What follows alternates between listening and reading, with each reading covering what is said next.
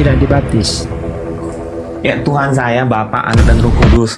Saya udah jelaskan tadi. Ada berapa itu? Makanya ini saya persingkat. Karena Yang Yesus- manakah dengerin, Karena Tuhan- yang manakah Tuhanmu yang sebenarnya? A yang dibaptis, B yang tidak dibaptis, C semuanya. Tuhan Yesus berkata, aku dan Bapa adalah satu. Saya nggak nanya itu. Saya ulang ya. Ini bahasa Indonesia nih. Yang manakah Tuhanmu yang sebenarnya? A yang dibaptis, B yang tidak dibaptis, C semuanya. Ya kenapa nggak bisa dijawab? Awas lu nyeliannya lo. Gue senggol juga lo ya. Gue senggol lo ya. Awas lo. Aduh Bang Hendy. Udah gue sama Bang Jawab Ferry dulu ini baru aku Habis udahan. sama Bang Hendy nggak apa-apa? Ya, gue jawab ini baru aku udahan. Apa pertanyaannya? Nah, diulang ya. Ada Banyumak nih. Yang manakah sebenarnya Tuhanmu ini? A yang dibaptis, B yang tidak dibaptis, C semuanya Tuhan. Semuanya Tuhan. Aku Semuanya E. Tuhan. Bapak, Baik, terima Anak dan Roh kasih. Kudus Tuhan. Aku Oke, E. lanjut. Udah diakui Tuhannya semuanya banyak. Assalamualaikum warahmatullahi wabarakatuh. Banyumak, lanjut. Waalaikumsalam warahmatullahi wabarakatuh. Permisi numpang lewat paman-paman semuanya. Oke. Oke Iya. Bang Ferry, gue jawab ya. Iya, Oke Bang Ferry, apa bukti tulisan di Alkitab yang faktanya benar? Gua jawab Bang Ferry. Ya. Pertama, bukti nyata di dalam Kejadian bumi itu bulat. Faktanya bumi itu bulat. Satu. Ya. Yang kedua, di Alkitab tertulis siapa mengutuk Israel akan terkutuk, siapa yang memberkati Israel akan terberkati. Orang-orang yang berperang sama Israel pasti kalah. Udah 2 bukti. Mau 3 lagi? Atau 4? Banyak bukti-bukti yang di Alkitab yang faktanya ada saat ini. Gitu loh. Tapi kita kan nggak banyak-banyak bukti. Kita kan cukup 2 saja. Karena dalam hukum 2 alat bukti sudah cukup. Sekarang pertanyaan saya, Bang Ferry, ya. Yang tadi Bang Ferry katakan adalah tentang orang, human. Pertanyaan saya, Bang Ferry, kasih saya 2 alat bukti Tuhannya Bang Ferry itu benar. 2 alat bukti Tuhannya Bang Ferry itu benar. Itu bukan tentang penemu di Cina segala macam. No. Itu penemu Cina itu kan tahun berapa? Berarti kalau sebelum penemu Cina itu lahir berarti belum ada. Kan nggak kayak gitu pola pikirnya gitu Bang Ferry. Silakan Bang Ferry.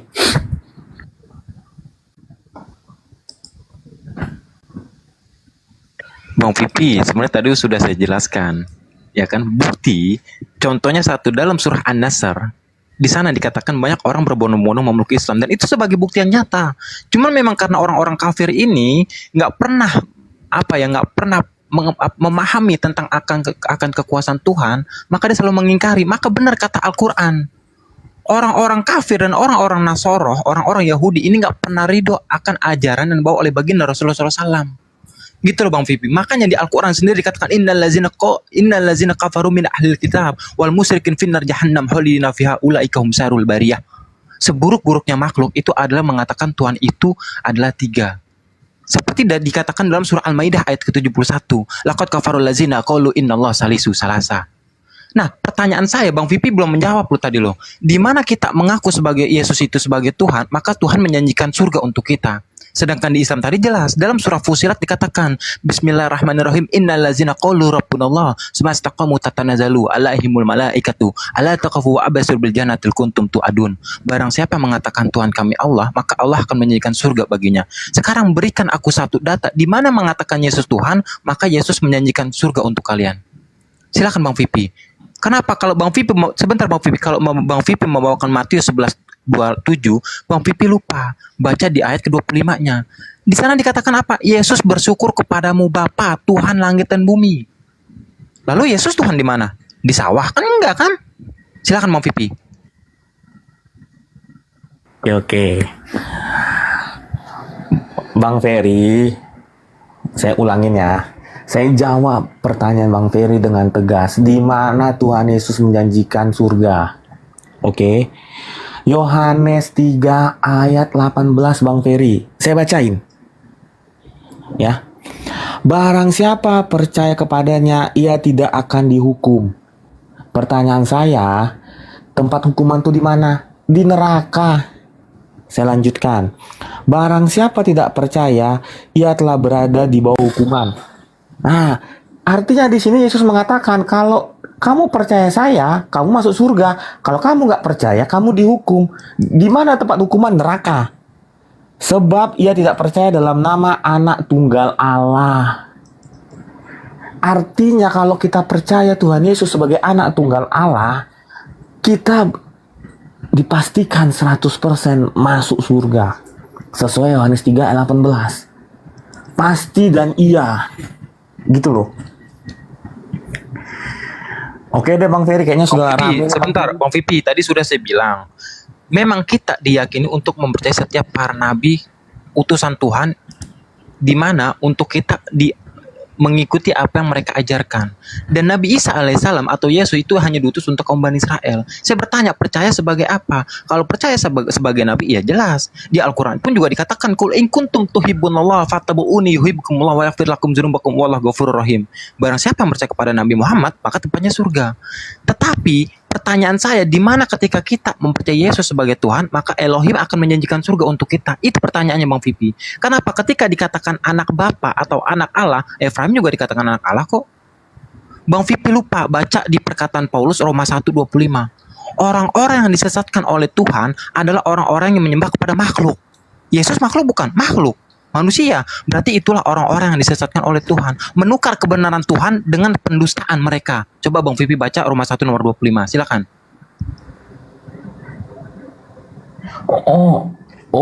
Pertanyaan Bang Ferry, Bapak yang menjanjikan surga. Oke, saya jawab.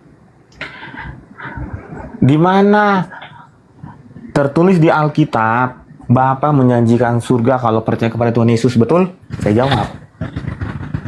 Ada saat Yesus dibaptis, Bapa sendiri yang berkata, dan didengar banyak orang, inilah anak yang kukasihi, kepadanya aku berkenan. Artinya apa? Bapa di surga berkenan kepada Tuhan Yesus. Artinya apa? Ucapan Tuhan Yesus itulah jalan menuju Bapa. Clear. Clear. Dan kesaksian Bapak itu, sekali lagi saya ulangin Bang Ferry, didengar banyak orang, nggak 1 2, nggak 4 mata. Itu dia. Itu ayat kesukaan saya itu pada saat Tuhan Yesus dibaptis. Ya.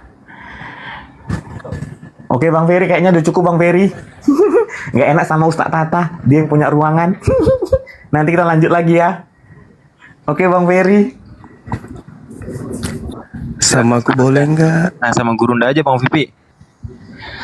Aduh nih ada Ustadz Tata, nggak enak saya ruangan dia. Nggak apa-apa, udah diisinin. Udah aku bayar 2 hari di sini. Lanjut. Nah, tadi ada perkataan saudara saya ini Boleh deh. mengatakan bahwa oleh siapa yang memberkati Abraham, maka keturunannya, maka dia akan diberkati. Di dalam Matius 1 nomor 1, Yesus itu adalah keturunan Abraham.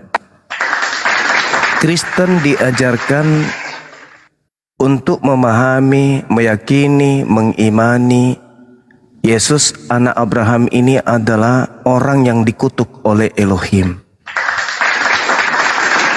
Dalil Kejadian 12 nomor 3, barang siapa yang kemudian memberkati Abraham, dia diberkati Elohim. Ia mengutuk Abraham, mengutuk Elohim. Mengutuk keturunan Abraham adalah mengutuk Elohim. Nah, Elohim banyak mengutuk keturunan Abraham. Elohim banyak mengutuk keturunan Abraham. Bahkan Elohim sendiri yang menghabiskan, bahkan membunuh 1/3 dari keturunan Abraham dari sisi Ishak. Nah, tidak ada kemudian pernyataan bahwa barang siapa Tuhan yang mengutuk Abraham, maka aku Tuhan akan mengutuk Tuhan tersebut. Itu nggak ada. Yang ada, barang siapa yang mengutuk Abraham, maka aku akan mengutuk orang tersebut. Kristen diajarkan untuk mengimani, mempercayai, meyakini hanya dengan jalan kutuk, maka Kristen kemudian bisa mendapatkan keselamatan. Kristus telah menebus Kristen dari kutuk hukum Taurat dengan jalan menjadi kutuk karena Kristen. Yesus melalui jalan kutuk karena Kristen. Berarti Kristen mengiyakan kutukan terhadap Yesus. Berarti Yesus ini adalah orang atau makhluk yang dikutuk. Sekarang kembali ke Kejadian 12 nomor 3. Kristen mengimani kutukan terhadap Yesus. Dengan kata lain, Kristen telah mengutuk keturunan Abraham. Dengan kata lain, Kristen telah mengutuk Abraham. Sedangkan dalil demi dalil di dalam kitabnya orang Yahudi, Kejadian 22, Kejadian 26, Kejadian 28, dikatakan bahwa oleh keturunanmu yang memelihara kewajibannya kepadaku, bangsa-bangsa dan keturunanmu semuanya akan mendapatkan berkat. Saya ulang lagi. Kejadian 22 nomor 18, Kejadian 26 nomor berapa itu? Nomor 4, kemudian Kejadian 28,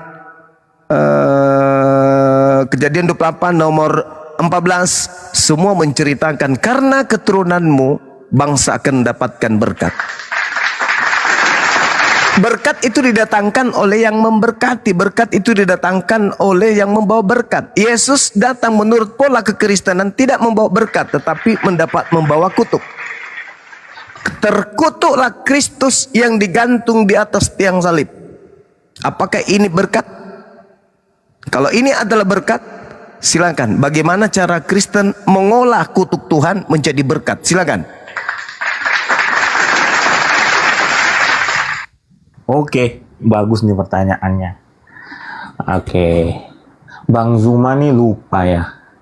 Tidak ada satupun orang Kristen yang mengutuk Tuhan Yesus. Tidak ada. Maksud dari ayat tersebut adalah Tuhan sendiri yang rela dihukum karena dosa umat manusia. Itu maunya siapa? Maunya Tuhan sendiri. Dalil, silakan kasih dalil. Saya akan buktikan bahwa pengakuan iman Kristen Yesus dikutuk itu adalah iman Kristen. Kristen yang mau itu. Silakan Anda memfitnah Elohim, mengatakan Elohim sendiri mau agar Yesus dikutuk, itu dalilnya, tunjukkan, silakan. Sebentar. Bukan. Iya. Sebentar. Apa lagi?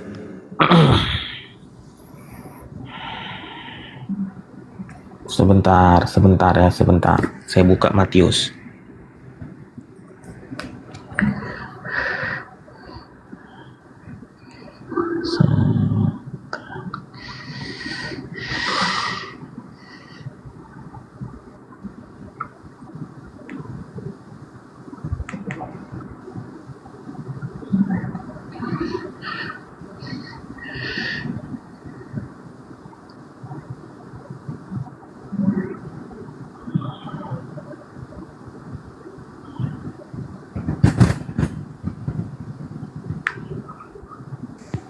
Kenapa nih diam? Bentar.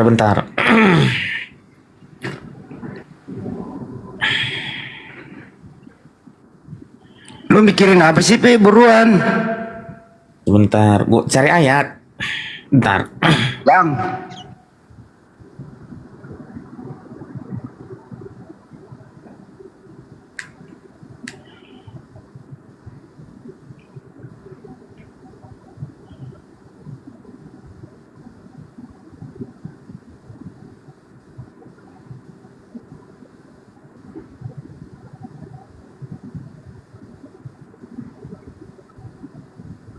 Nyari apa tidur, Vi?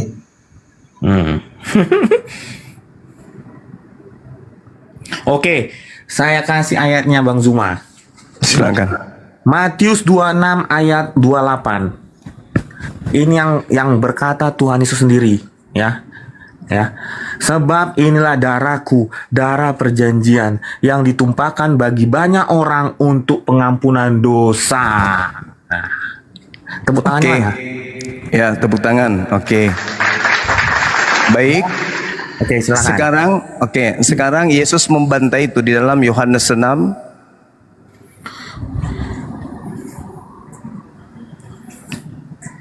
ayat. Hah? Yohanes 6. Ya, Matius, coba. Matius 26.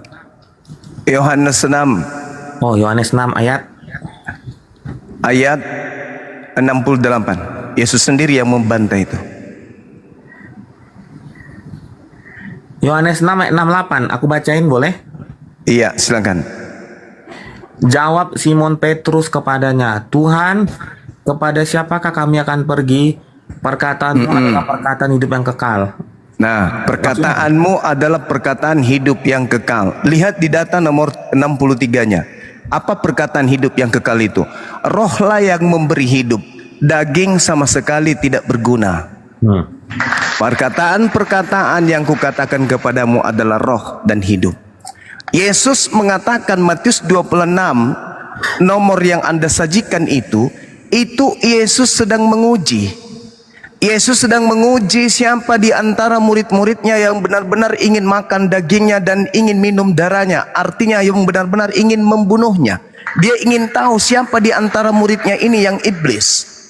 Karena kalau Anda melihat di dalam Wahyu 19 nomor 18, supaya kamu makan daging semua raja dan daging semua panglima dan daging semua pahlawan dan daging semua kuda dan daging semua penunggangnya dan daging semua orang baik yang merdeka maupun hamba, baik yang kecil maupun yang besar.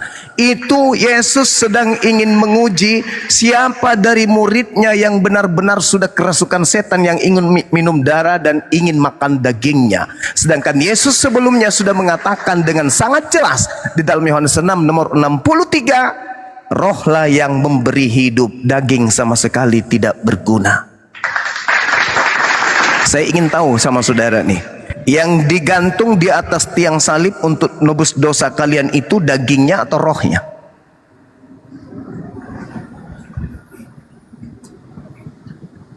Oke, gue jawab. Silakan. Oke, menarik nih pertanyaannya. Yang digantung di kayu salib, dagingnya atau roh Tuhan Yesus. Semua orang berkata, kenapa Tuhan Yesus bisa melihat? Karena dia ada daging. Berguna nggak daging? Sebentar, Bang Zuma. Maksud Yohanes 6 ayat 63 ini, roh yang memberi hidup, daging sama sekali tidak berguna ya. Daging sama sekali tidak berguna ya. Sebentar.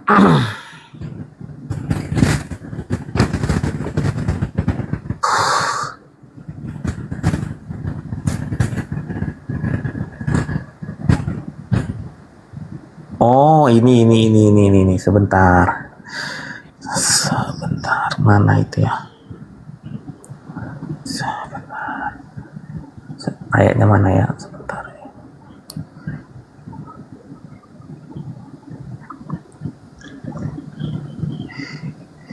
Tuh.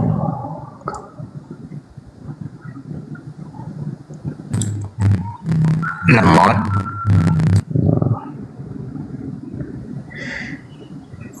Oke. Saya jawab Bang Zuma, boleh? Silakan. Perkataan Tuhan Yesus itu betul. Roh lah yang memberi hidup, ya, bukan daging. Itu dijelaskan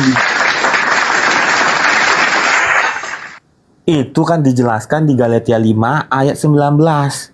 Perbuatan daging adalah percabulan, kecemaran, hawa nafsu, penyembahan berhala, sihir, perseteruan, persetiaan, bla bla bla. Sedangkan yang digantung di salib yang dimaksud ini adalah keselamatan. Kalian menganggap itu adalah sebuah berkat, nggak lari ke situ kita. Ini masih data Kejadian 12 nomor 3 tadi. Anda melarikan bahwa penyaliban itu adalah berkat, sedangkan yang disalib itu adalah daging. Dan ternyata daging itu tidak memberi hidup. Jangan lari ke situ, Galatia itu beda lagi nanti.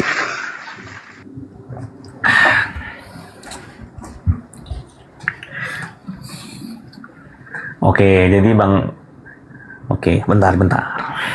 Bisa kok bang, tutup pintu dari dalam, habis itu teriak sekencang-kencangnya, boleh kok.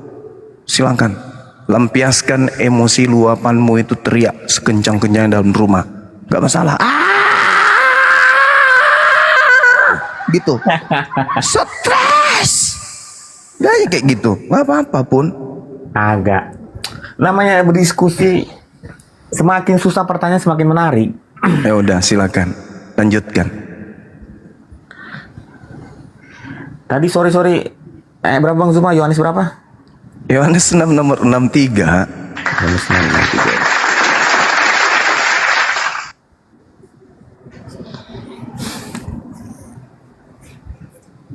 Oke, saya bacain ya. Iya, Aku terpengaruh sama Bang Zuma nih, aduh. iya, Oke. silakan. Yohanes 6 ayat 63. Rohlah yang memberi hidup, daging sama sekali tidak berguna. Nah, perkataan-perkataan yang kukatakan kepadamu adalah roh dan hidup. Jadi yang dikatakan roh di sini adalah perkataan Tuhan Yesus. Selesai. Iya, iya, perkataan kan, berarti Betul. bukan daging kan. Nah sekarang yang menjadi korban di atas salib ini perkataan atau daging? Tadi kan saya udah katakan Bang Zuma, pada saat Apa itu kawan? Tuhan Yesus berkata, inilah darahku Ya, sebagai lambang daging penebusan itu. dosa. Daging itu daging. Itu uji coba Yesus itu. Perjamuan kudus, inilah darahku, inilah dagingku, inilah makanlah, minumlah. Ini ucapan menguji siapa yang terpengaruh iblis di antara muridnya. Gak ada ajaran dalam konsep Yudaism minum darah makan daging, itu gak ada. Dan tidak ada konsep Yudaism dalam hal ini Yesus menebus dosa menggunakan daging manusia, itu gak ada. Yang ada nebus dosa menggunakan daging kambing, daging sapi, daging domba. Apakah Anda ingin menyetarkan Yesus dengan binatang? Oke, gua jawab Bang Zuma. Oke, silakan. Kan tadi kita sepakat Bang Zuma, sepakat ya. Iya, sepakat. Perkataan kukatakan kepadamu adalah roh, betul? Ya, Sewaktu perjamuan kudus yang ngomong siapa? Yesus.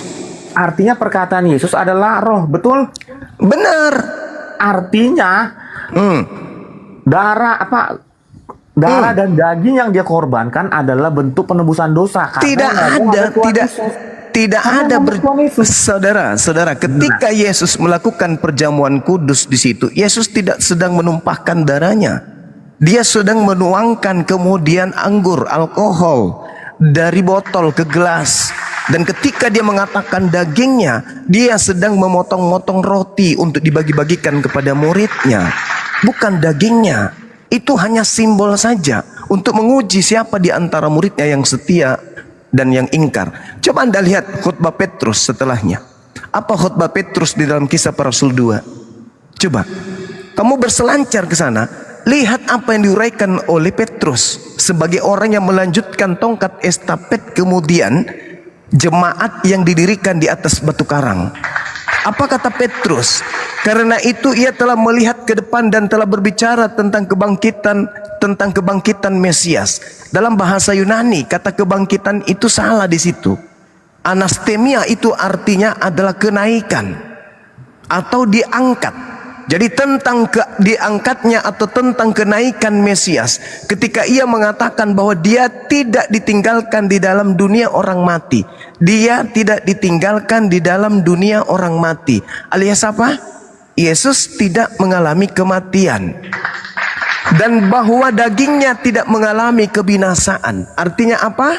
Yesus tidak mengalami maut. Yesus inilah yang dinaikkan oleh Allah. Dan tentang hal itu kami semua muridnya adalah saksi. Dan sesudah ia ditinggikan oleh tangan kanan Allah, ditinggikan berarti diangkat oleh malaikat, tangan kanan Allah, bukan dinaikkan oleh tentara Romawi. Dinaikkan oleh tangan kanan Allah, dia menerima Roh Kudus yang dijanjikan itu, maka dicurahkannya apa yang kamu lihat dan kamu dengar di sini. Sebab bukan Daud yang naik ke langit, ke surga. Malahan Daud sendiri berkata, Tuhanku, yaitu Allah, telah membuat Yesus yang kamu salibkan itu menjadi Tuhan dan Kristus. Coba. Apa yang kamu lihat, apa yang kamu dengar, yaitu Yesus ditinggikan oleh tangan kanan Elohim. Maka kata Petrus, Daud sendiri yang menubuatkan bahwa Kristus yang kamu salibkan itu, artinya orang lain yang kau salibkan itu, oleh Elohim telah membuatnya menjadi Tuhan dan Kristus untuk kalian. Ketika mereka mendengar hal itu, hati mereka sangat terharu. Lalu mereka bertanya kepada Petrus dan rasul-rasul yang lain, apakah yang harus kami perbuat, saudara-saudara? Apa jawab Petrus kepada mereka? Bertaubatlah, dan hendaklah kamu masing-masing memberimu untuk dibaptis dalam nama Yesus Kristus untuk pengampunan dosamu, maka kamu akan menerima karunia Roh Kudus. Sebab bagi kamulah janji itu, dan bagi anak-anakmu, dan bagi orang yang masih jauh, yaitu sebanyak yang dipanggil oleh Tuhan Elohim kita. Dan dengan banyak perkataan ini lagi ia memberi suatu kesaksian yang sungguh-sungguh, dan ia mengecam, menasihati mereka dan katanya, berilah dirimu diselamatkan dari angkatan yang jahat ini. Jadi yang menyalib oknum disebut sebagai angkatan jahat, dan murid-muridnya diminta bersihkan diri kalian, selamatkan diri kalian dari angkatan jahat tersebut. Karena Yesus itu tidak mengalami kematian, Yesus itu tidak masuk ke alam kubur, tetapi orang yang kau salibkan ini oleh Tuhan benar-benar sudah dijadikan sebagai Kristus untuk kalian. Makanya Yesus berpesan, waspadalah kepada Kristus palsu, yang bukan aku, tetapi karena engkau telah menyalib dia, maka Tuhanku mengangkatnya menjadi Kristus bagi kalian. Tuhan sendiri yang menginginkan itu, menginginkan orang-orang yang menyalibkan oknum tersebut menjadi Kristus bagi yang menyalibkan,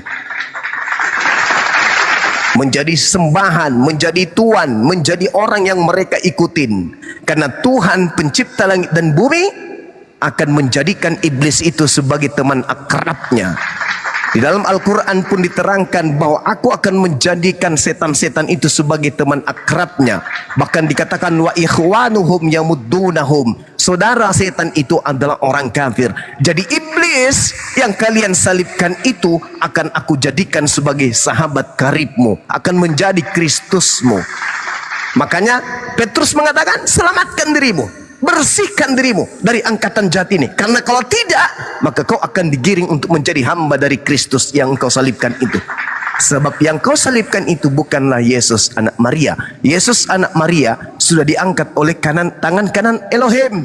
Dia tidak mengalami kematian, dia tidak ditinggal di kubur, dia sudah terangkat. Sedangkan orang yang kau salibkan sudah dijadikan sebagai kekasihmu oleh Elohim. Kaulah akan menjadi budak-budak setan tersebut. Petrus menasihatkan itu. Anda mau kemana? Gue jawab. Silakan. Jadi kalau kita bicara yang Bang Zuma tadi katakan, makanya saya selalu katakan gini, Bang Zuma. Saya selalu katakan seperti ini. Kalau agama, manusia mencari Tuhan, ya. Kalau Kristen, Tuhan mencari manusia. Itu dulu kita garis bawahi. Bang Zuma percaya Tuhan Yesus datang ke bumi. Artinya apa?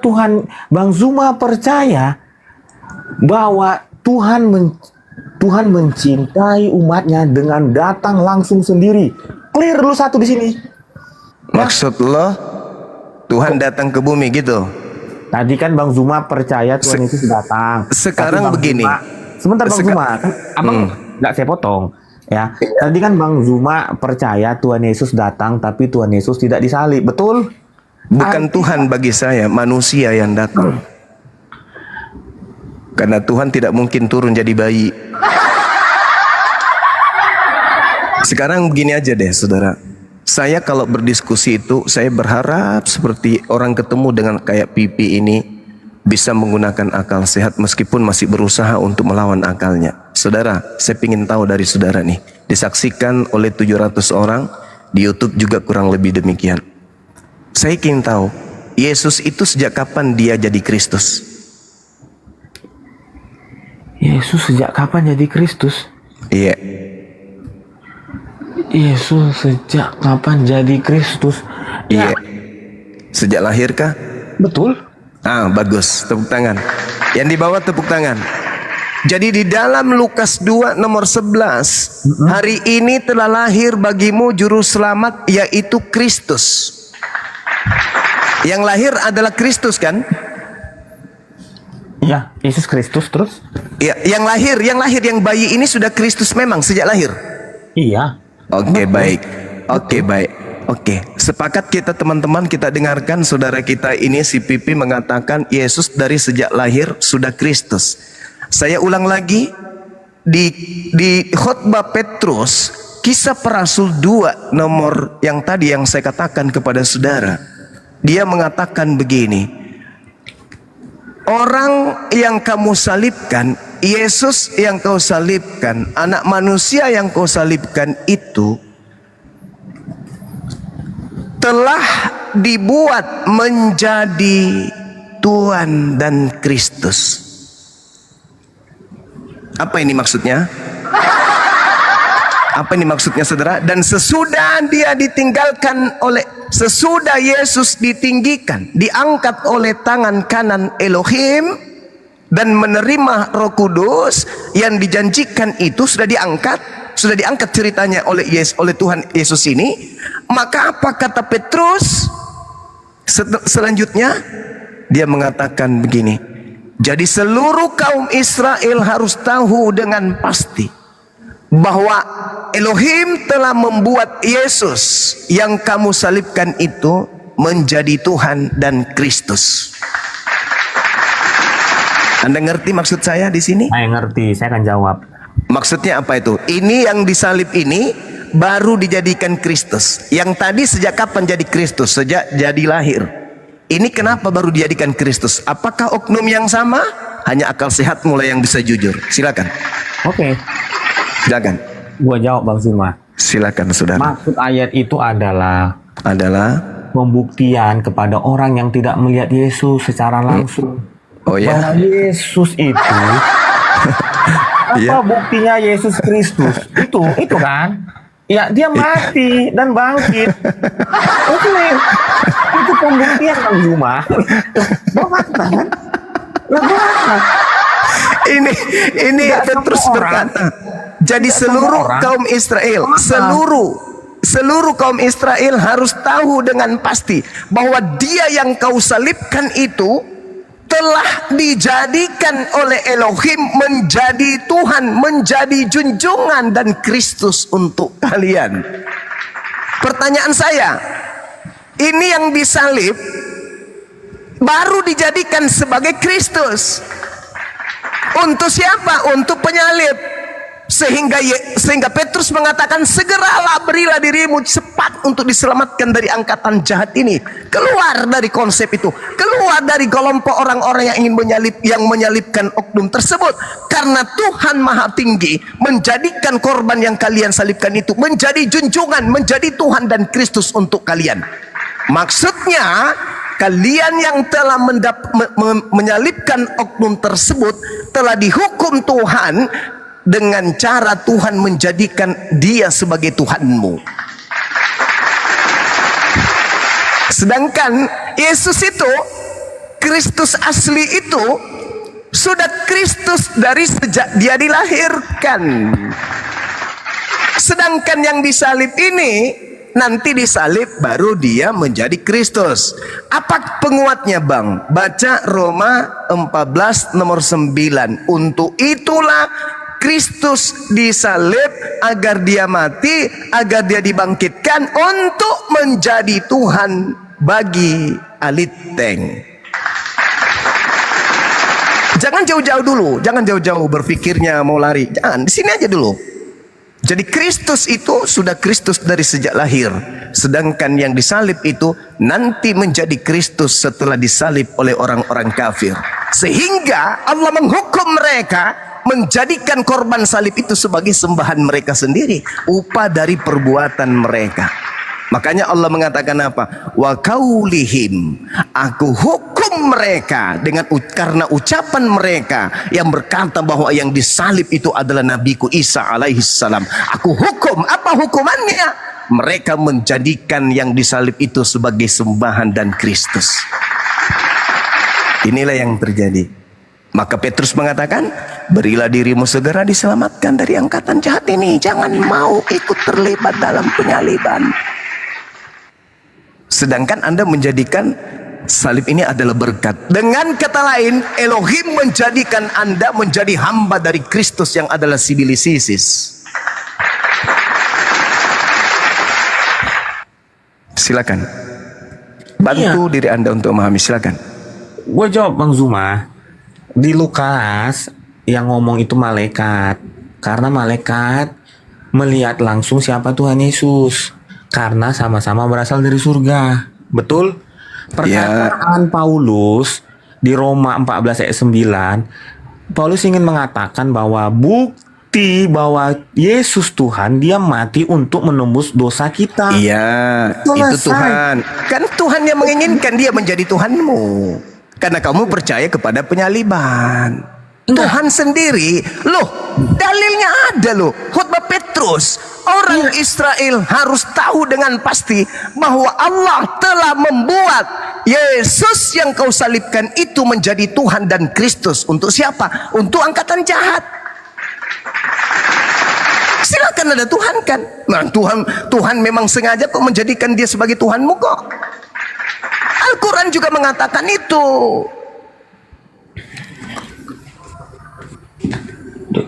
Ya, gimana saya katakan? Saya baru jawab Bang Zuma. Dan saya iakan jawabanmu Anda benar. Perkataan Petrus dan Paulus bahwa Tuhan Yesus mati itu bukti bahwa dia Tuhan. Selesai. Tidak ada itu persyaratan menjadi Tuhan harus mati. Di dalam kitabnya orang Yahudi, Ulangan 32 nomor 39, Tuhan itu menghidupkan dan mematikan, bukan dimatikan dan dihidupkan. Sedangkan yang dihidupkan itu adalah Tuhan-Tuhanan yang dikhususkan untuk orang kafir. Karena dia telah ingkar kepada Nabi Isa, maka mereka dikutuk. Apa kata Quran? Wa makaru wa makarallah wallahu khairul makirin. Mereka ingin menipu Allah, tetapi kemudian Allah membalikkan apa yang terjadi. Tipuan mereka dikembalikan kepada mereka, dan Allah adalah sebaik-baiknya pembalas kejahatan. Itu dalil.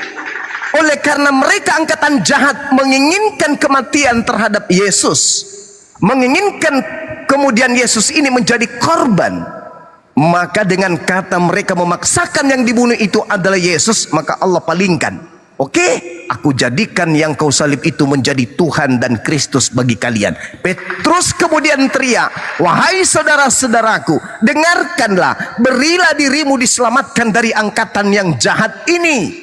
Karena Yesus yang asli, yang sudah Kristus dari sejak lahir, dia tidak dimasukkan, ditinggalkan di dalam dunia orang mati, dan jasadnya tidak mengalami kebinasaan, tidak mengalami maut. Tinggalkan, selamatkan diri kalian. Sebab kenapa? Yang kalian salibkan itu sudah benar-benar diangkat oleh Tuhan untuk menjadi Tuhan bagi penyalibnya. Diangkat menjadi Kristus, diangkat menjadi Tuhan, menjadi junjungan, menjadi penopang, teladan hidup orang-orang yang sudah mengatakan Nabi Isa atau Yesus itu mati. Anda tahu, salib itu kutuk bagi Elohim.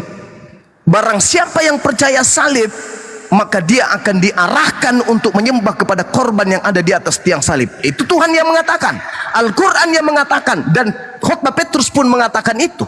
Bahkan Paulus mengatakan apa dalam 1 Korintus 1 nomor 21 dalam khotbahnya? Penyaliban itu adalah batu sandungan bagi Bani Israel, dan penyaliban itu adalah kebodohan bagi orang non-Yahudi. Bodoh. Karena sudah ada dalil yang menerangkan itu, bahwa ternyata yang disembah oleh orang Kristen adalah manusia yang dikutuk oleh Elohim, yang dilantik oleh Tuhan untuk menjadi junjungan bagi Bani Israel. Ingat Bung, di dalam Keluaran 7 nomor 1, Tuhan mengangkat Musa menjadi Tuhan. Saya ulang lagi, di dalam Keluaran 7 nomor 1, Tuhan mengangkat kemudian Musa menjadi Tuhan bagi Fir'aun. Sekarang Tuhan menjadikan iblis menjadi Tuhan bagi orang Kristen. Wa qaulihim inna qatalnal masiha Isa ibn Maryam. Itu kata Allah. Karena ucapan mereka telah membunuh nabiku, ucapan mereka telah membunuh rasulku yang aku cintai, maka aku jadikan yang dibunuh itu menjadi Tuhan baginya. Ini data, Bung. Ini dalil. Ada apa Tuhan mengatakan, aku akan melantik engkau wahai Musa untuk menjadi ilah, untuk menjadi Elohim bagi Fir'aun. Apakah itu betul? Apakah benar keselamatan adalah menuhankan Musa? Tidak. Tetapi karena kutuk kepada Fir'aun, maka Fir'aun dijadikan hamba bagi Musa alaihi salam. Maka kutuk bagi Kristen, maka Elohim menjadikan salib atau korban yang ada di atas salib itu adalah Tuhan bagi mereka yang percaya kepada penyaliban. Makanya tema kita, salib itu kutuk atau berkat. Kalau Anda mengatakan salib itu adalah berkat, itu berarti korban yang dibunuh oleh orang Roma sudah dijadikan Tuhan bagi Anda, bagi pencipta langit dan bumi. Seibaratnya Fir'aun yang dijadikan Musa sebagai Tuhannya oleh pencipta langit dan bumi. Selamat datang dalam kebenaran. Anda ingin hidup sebagai penyembah kepada manusia yang dikutuk oleh Elohim, atau Anda ingin meninggalkan itu? Kata Petrus, berilah segera dirimu untuk diselamatkan dari angkatan yang jahat ini. Oke, saya serahkan kembali ke host. Saya izin sejenak 10 menit untuk ibadah. Terima kasih. Oke, silakan Wifi. Ya udah. Gimana? Gak mau? Lanjut. Gantian Pak Ustadz Tata. Ya itu ada Bang Giman. Assalamualaikum Iya, Bang Giman. Gak enak saya sendirian menguasai panggung. Iya. Yang memang dicari otaknya gak ada lagi. Loh, saya simpulkan dulu ya. Pi, lu ngerti nggak sih tadi yang dimaksud bagi umat itu? Gue bisa Pertama, dengar dulu Pi ya. Memang ada yang dilahirkan Maria itu sejak lahir Kristus. Deal itu ya. Terus ada juga Kristus nanti ada setelah penyaliban. Di sini ada dua Kristus. Satu Kristus anaknya Maria, satu Kristus yang disalib menjadi Tuhan. Jadi yang kau tuhankan itu bukan anak Maria, tapi Kristus yang lain yang lu jadiin Tuhan. Lu paham nggak sampai sini tadi? Iya, gue mau bantah. Jadi, saya bisa buktikan bahwa yang disalib itu anak Maria. Salah satu buktinya pada saat Yesus ditangkap di Getsemani, Yesus menyembuhkan kuping. Saya potong dulu Pi, saya potong izin. Yesus. Kalau itu anaknya Maria Pi, kenapa dijadiin Kristus lagi? Kan udah jadi Kristus dia. Iya, gua buktikan bahwa Yesus yang disalib itu Yesus yang benar yang kami sembah. Saya kasih bukti gini. Sewaktu Tuhan Yesus di Taman Getsemani, Yesus menyembuhkan kuping yang dipotong oleh murid Tuhan Yesus. Itu bukti satu. Pi, mundur lagi Itu ya. bukti satu. Jadi Mundur lagi ya Pi. sama orangnya, bukan dua orang yang berbeda. Gua bantah di situ. Pi, yang dilahirkan Maria itu kan sejak lahir udah Kristus belum? Betul. Udah Kristus. Yang mati yang bangkit itu menjadi Kristus siapa itu? Yang saya katakan tadi, perkataan Petrus, dengar baik-baik Bang.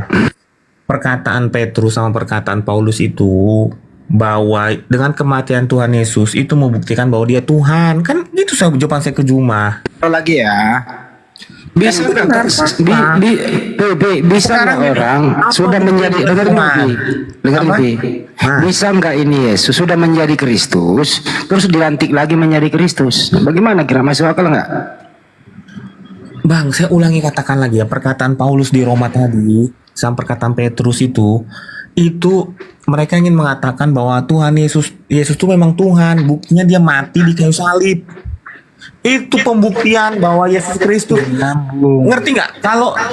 Kalau di Lukas 2 ayat 11 malaikat yang ngomong karena malaikat dan Tuhan Yesus sama-sama dari surga. Saya mundurin lagi, Pi. Saya mundurin bahasa Indonesia loh ini ya. Pertanyaannya, orang-orang yang tidak mengenal Yesus tahu dari mana Yesus? Dengerin dulu, Pi. Dengerin dulu, Pi. Jangan terlalu Makanya jauh. Petrus dan Paulus memberikan Ini barang sederhana, Pi. Ya, Barang selesai. sederhana. Dengerin ya, dengerin lagi nih. Yesus itu sejak lahir udah Kristus atau belum Kristus dia? betul sudah sejak lahir. Sudah Kristus ya. Baik. Terus kemudian yang dilantik menjadi Kristus itu yang habis disalib siapa? Siapa yang ngelantik dia? Ya kan di situ tertulis, ia mati dan hidup kembali menjadi Kristus. Pertanyaannya, yang mati menjadi Kristus siapa? Kan udah saya katakan itu. Lu kok nggak mau? Kamu kok nggak mau kooperatif? Dengerin, Yesus ini sejak ada di muka bumi udah Kristus dia. Kagak mungkin orang Kristus yang sudah Kristus ini dilantik menjadi Kristus lagi. Orang yang dilantik menjadi Kristus belum jadi Kristus. Kita deal tadi sama Bang Juma, Anda juga ada deal. Yesus sejak lahir udah Kristus. Pertanyaannya adalah, ini yang mati terkutuk di tiang salib dihidupkan kembali menjadi Kristus, itu siapa, Pi? Silakan. Satu nama Tuhan Yesus, satu nama. Bagaimana mungkin dia dilantik jadi Kristus? Sudah jadi Kristus dia. Bang Nakal dikit apa? Bang Hendy ini, Bang Zuma nyambung perkataan saya tadi. Saya ulangin ya. Nyambung Maksudnya Paulus sama Petrus ngomong demikian ingin membuktikan dengan kematian Yesus bahwa Yesus adalah Kristus. Begini aja pertanyaan terakhir. Bisa nggak Yesus sudah menjadi Kristus dilantik lagi menjadi Kristus? Bisa? Ngawur. Bisa. Ngawur. Coba kau baca Roma 14:9 atau Kisah 2:3-6 tadi itu. Iya sudah baca. Ada orang yang dilantik menjadi Kristus loh di situ. Siapa itu? Siapa itu yang dilantik menjadi Kristus di sana? Tidak mungkin Yesus. Yesus sudah Kristus. Gimana itu? Sederhana loh ini, Pi. Bisa nggak presiden udah jadi presiden dilantik lagi jadi presiden? Nggak bisa. Nggak bisa orang dilantik 2 kali. Begitu juga Yesus sejak lahir dia udah Kristus. Tapi ada orang habis disalib terkutuk hidup kembali dilantik menjadi Kristus. Artinya bukan anak Maria itu. Itulah yang kau tuhankan itu gitu loh. Sama. Paham nggak? Sama orangnya sama. Kamu paham nggak nih omongannya nih? Paham. Gue udah Oke, kalau jelaskan udah tadi paham. ke Bang. Saya udah jelas. Jadi yang kau tuhankan itu yang dilantik menjadi Kristus bukan anak Maria. Paham? Nah, maksud perkataan Paulus itu dengan Kok Paulus lagi dibawa-bawa? Tadi kan Roma 14:9 kan? Ya kan, maksudnya itu dengan kematian Tuhan Yesus itu membuktikan dia Tuhan dan Kristus. Dia bangkit, dia Nih, mati dan bangkit. Baca baik-baik, Itu mati. pembuktiannya. Baca baik-baik.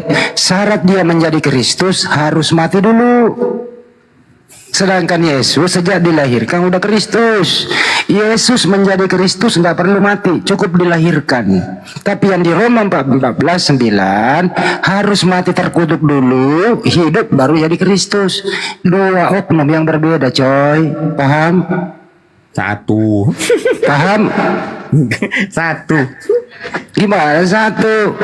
Ya, kalau begitu bisa nggak Yesus dilantik menjadi Kristus, sedangkan dia udah menjadi Kristus? Bisa? Ketawa dia. Lanjut Man, ini ya, urusan lo nih Man. Lanjut Man. Ya udah gantian lah. Makasih ya Ustaz Tata dan yang lain-lain. Ntar dulu, Vi. Udah sejam gua nggak enak. Makasih ya. Sama Jiman dulu bentar.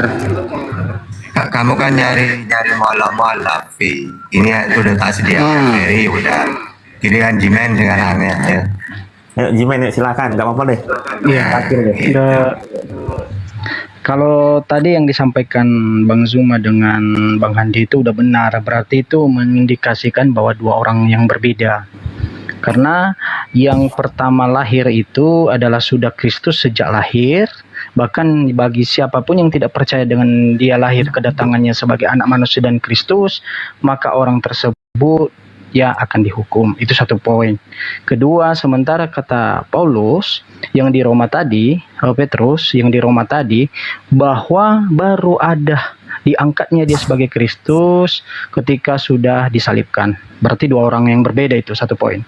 Kedua, saudaraku Vipi, saya ingin bertanya kepadamu.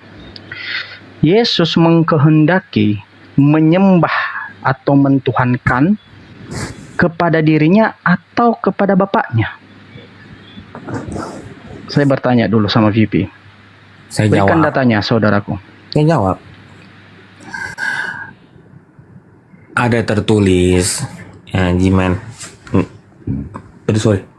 Jiman pasti tahu ayatnya. Tidak ada satupun yang sampai ke Bapa tanpa melalui aku, betul? Itu jalan yang saya bilang mengkehendaki menyembah. Itu Artinya, jalan. Bro. Namanya Artinya, menyembah itu sudah tujuan. Sebentar, Jalan. Jiman. Jadi menurutmu, bagaimana kita menyembah Bapa kalau tidak menyembah Yesus? Jawab pertanyaan saya. Bro, mohon maaf bro. Di Al-Quran pun Nabi Muhammad pun itu adalah jalan yang lurus. Bersamaan dengan kitab dan pengajarannya. Itu jalan yang lurus. Ya, bagi Yahudi juga Musa itu adalah jalan yang lurus. Mana ada jawab pertanyaan dia, bagus tuh. Bagaimana menyembah Bapa? Katanya kalau tidak menyembah Yesus. Iya betul. Itu bro, itu namanya lu menyembah Iya. dua-duanya. Yesus itu mengajarkan bagaimana cara menyembah kepada Bapa, bukan menyembah Yesusnya. Cara menyembah Bapa yang pernah diajarkan oleh Yesus adalah membersihkan diri, masuk ke sinagog, sujud dan berdoa. Begitu caranya, jangan yang menyembah lu sembah juga. Gitu Pi. Saya tanya sama lu, yang kau sembah yang mana? Bapa atau Yesus? Semuanya. Berapa sembahanmu? Ya, sembahan saya menyembah Bapa, saya menyembah Anak. Itu berapa itu? Ya kan satu Tuhan. Enggak, yang sembahanmu ada berapa? Sembahan saya Berapa? Itu belajar matematika. Bapak dan Yesus berapa? Bingung. yang saya katakan dengan Bang Hendy. Bingung. Satu-satu lu Bang Hendy. Abang gua susah loh. Ya udah lanjut man. Susah gua. Nggak bisa matematika Oke. dia. Lanjut. Oke. Udah clear ya. Saya ulang pertanyaan saya, Vipi. Saya ulang pertanyaan saya. Analisa baik-baik. Di Ya. mana Yesus mengajarkan mengkehendaki menyembah dirinya atau malah sebaliknya menyembah Bapaknya? Ada tertulis Jimen. Saya ulangin ya. Kita fokus yang kau tanya ya. Ada tertulis. Kau percaya nggak dengan kata ini? Tidak ada satupun sampai ke Bapa tanpa melalui aku, betul? Bro, itu jalan. Saya katakan menyembah. Iya. Menyembah. Ngerti nggak konotasi menyembah? Pertanyaan saya, bagaimana saya menyembah Bapa kalau saya tidak Oke. menyembah Yesus? Clear. Oke, saudaraku. Saya jawab langsung ya. Oke. Ini pengajaran Yesus dan perkataan Yesus. Ya, seperti ini. Di Yohanes 4 ya ayat 21 kata Yesus, "Percayalah kepadaku hai perempuan, saatnya akan tiba bahwa kamu akan menyembah Bapa bukan di gunung dan bukan juga di Yerusalem." Berhenti di situ. Ya, kita harus mengerti bahwa penyembahan itu bukan di Yerusalem atau di gunung. Jadi kalau ada orang Kristen mengatakan bahwa Yerusalem adalah kota suci dan tempat penyembahan, itu sudah batal karena Yesus yang membantah. Kedua, kamu menyembah apa yang tidak kamu kenal, kata Yesus. Kami menyembah, kata Yesus, kami menyembah apa yang kami kenal, sebab keselamatan dari bangsa Yahudi.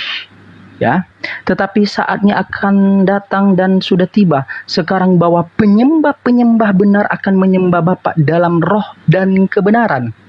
Sebab Bapa menghendaki penyembahan demikian. Ya, itu kata Yesus. Ada dua, kita ambil premis poin.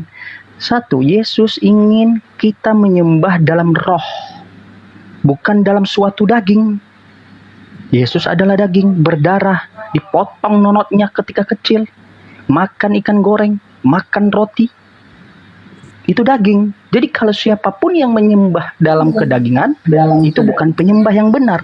Sebab kata Bapa, kata Yesus, penyembah yang benar itu adalah menyembah dalam roh. Dan yang dikehendaki Bapa dan yang dikehendaki Yesus menyembah dalam roh. Ya, sebab Bapa menghendaki penyembah-penyembah demikian. Bapa itu roh dan barang siapa menyembah dia harus menyembah dalam roh dan kebenaran. Itu 2 poin pengajaran Yesus menunjukkan bahwa menyembah itu harus kepada Bapaknya. Bapaknya itu tidak berdaging, tidak bertulang, tidak berdarah, tidak dimakan ikan goreng, roti seperti Yesus. Yesus sendiri menyembah Bapaknya. Di ayat mana dia menyembah? Katanya di ayat 22, kamu menyembah apa yang tidak kamu kenal, perempuan Samaria. Tetapi kami menyembah apa yang kami kenal. Kami di situ Yesus termasuk. Sekarang saya mintakan data soal menyembah. Di mana pengajaran Yesus menyatakan kau juga harus menyembah aku. Kalau tadi yang saya sampaikan menyembah kepada Bapa, Yesus menghendaki menyembah kepada Bapa yang berupa roh yang tidak berdaging, begitu juga Bapa menghendaki penyembah-penyembah yang benar.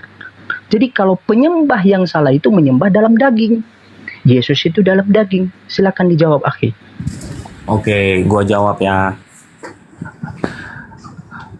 Yang pertama nih, ayatnya Zuma aku pakai lagi nih, ayat dari Zuma nih. Yohanes 6 ayat 63. Ya, tadi kau mempertanyakan tentang daging dan roh. Gue jawab, rohlah yang memberi hidup, daging sama sekali tidak berguna. Perkataan-perkataan yang kukatakan kepadamu adalah roh dan hidup. Jadi jelas ya, yang dikatakan Tuhan Yesus adalah roh dan hidup. Clear di situ. Makanya kami percaya Tuhan Yesus sebagai juru selamat. 1. Gantian Zuma. Saudara, gantian. Yohanes berapa, saudara? Yohanes berapa? 6 ayat 63. Nah, silakan. Sudah tadi. Saya baca ulang ya. Nih, Yohanes 6 ayat 63. Rohlah yang memberi hidup. Daging sama sekali tidak berguna. Perkataan-perkataan kukatakan kepadamu adalah roh dan hidup. Ya, perkataan-perkataan kuku itu siapa? Tuhan Yesus. Clear ya. 1. Sebentar, yang kedua. Pertanyaannya bagus. Aku senang. Bagus banget pertanyaannya. Di mana Tuhan Yesus suruh menyembah? Pertanyaan saya, ntar nih Yohan, ini ayat ini ayat kesukaan aku nih. Nih. Ya. Nih, ini ayat kesukaan aku dan tidak bosan aku pakai lagi. Jimen, buka Yohanes 3 ayat 18. Ya. Barang siapa Barang siapa percaya kepadanya, ia tidak akan dihukum. Barang siapa tidak percaya, ia telah berada di bawah hukuman, sebab ia tidak percaya dalam nama Anak Tunggal Allah. Artinya di sini bentuk percaya kami adalah menyembah Tuhan Yesus. Selesai. Next. Oke, saudaraku. Pertama tadi kau membawa Yohanes 6 ayat 63. Ya. Rohlah yang memberi hidup, daging sama sekali tidak berguna. Ya. Ingat ya, roh yang memberi hidup dan daging itu tidak sama sekali tidak berguna. Sesuai dengan pernyataan Yesus di Yohanes 4. Ya, Jangan dipotong. menyembah harus kepada roh. Diam dulu, harus menyembah kepada roh. Karena roh yang memberi hidup, siapa roh itu? Bapaknya. Dirinya tidak bisa berbuat apa-apa. Dirinya tidak bisa melakukan apa-apa. Justru dia menyatakan di 63 yang ayat yang Anda sampaikan, mengkukuhkan pernyataan Yesus di Yohanes 4. Bahwa penyembah-penyembah yang benar itu menyembah dalam roh, bukan dalam daging. Anda paham gak? Tidak. Bahkan dia menambahkan, daging sama sekali tidak berguna. Perkataan-perkataan yang kau katakan kepadamu adalah roh dan hidup. Berarti perkataan-perkataan yang disampaikan oleh Yesus itu perkataan Bapaknya yang disampaikan oleh Bapaknya. Lanjut, Yohanes 3. Anda menyatakan bahwa barang siapa yang tidak percaya, itu soal pengajaran. Kau harus mengerti, harus memahami bahwa yang disampaikan Yesus itu adalah firman yang disampaikan oleh Bapaknya kepada Yesus. Pengajaran Yesus itu adalah untuk menyembah siapa? Kau harus percaya. Kalau seperti itu di Yohanes 3 kau membaca itu, otomatis kau harus balik ke Yohanes 4. Kata Yesus, kau harus menyembah dalam roh, bukan kepada dirinya. Sekarang kenapa kau menyembah dirinya? Berarti Anda bukan penyembah-penyembah yang benar sesuai yang disampaikan oleh Yesus, sesuai yang diajarkan oleh Yesus. Gitu dia saudara-saudaraku. Memang berat sekali. Ya, dijawab Pipi. Saya minta data. Saya Yesus pakai data, kan? menyatakan Dia pakai dengan data, kan? data yang Anda bawa ini justru mengkukuhkan pernyataan Yesus di mana di Yohanes 4 yang katanya kami menyembah apa yang tidak kamu kenal, hai manusia. Kami, kata kami di situ termasuk Yesus. Kalau kita menyatakan sekarang kami, termasuk kita semua di dalam ini. Berarti Yesus punya penyembahan. Yesus punya Tuhan. Lalu kata Yesus lagi di ayat selanjutnya, ya, tetapi saatnya akan datang dan sudah tiba sekarang bahwa penyembah-penyembah benar akan menyembah Bapa dalam roh dan kebenaran. Sebab Bapa, berarti ini kehendak Bapa, kata Yesus, menghendaki penyembah-penyembah demikian. Bapa itu roh, dan barang siapa menyembah dia harus menyembah dalam roh dan kebenaran. Begitu diulang-ulang Yesus soal pengajarannya. Jadi kalau kau membawa ayat Yohanes 6 tadi, ya, Yohanes 3 tadi, barang siapa yang percaya kepadanya, ya, kalau kau memang percaya kepadanya, harus percaya bahwa menyembah harus kepada Bapa yang berupa roh yang tidak bernonot, tidak berdaging. Jangan menyembah kepada dirinya. Begitu dia VP. Ya, anak SD akan ketika disodorkan kalimat tersebut, dia akan mengerti bahwa menyembah harus dalam roh. Papa, roh itu berdaging atau tidak? Papa, roh itu makan ikan goreng atau tidak? Jadi bedakan roh dan daging. Bahkan Anda mengkukuhkan di Yohanes 6 ayat 63 tadi bahwa daging itu tidak ada gunanya. Yesus itu daging. Tidak ada gunanya. Jadi Anda mengikat leher Anda sendiri dengan data yang kau sampaikan kepada saya. Ayo saudara-saudaraku, ayo. Kita buka mata, kita pakai logika. Silakan bantah dengan data juga. Oke. Jimen, tolong baca ayat sampai habis. Di Matius 6 ayat 63 jelas, perkataan-perkataanku adalah roh. Apa kata Yesus? Inilah darahku sebagai tanda perjanjian penghapusan dosa. Ya, yang ngomong itu Tuhan Yesus, makanya kami percaya. Kalau yang ngomong Jimen, gua nggak percaya. Itu bedanya. Perkataan-perkataanku adalah roh. Clear ya? Satu. Yang kedua Jimen, ya, Yohanes 3 ayat 18 itu ayat kesukaan gua. Ini serius. Baca sampai habis lagi. Jangan dipotong-potong. Percaya sebagai anak tunggal Allah. Pertanyaan gua, apa bentuk percaya gua sama Tuhan Yesus? Ya dengan penyembahan. Gimana apa buktinya gua percaya Tuhan Yesus kalau gua tidak menyembah dia? Selesai. Itu ayat semua yang saya kasih. Bukan asal comot.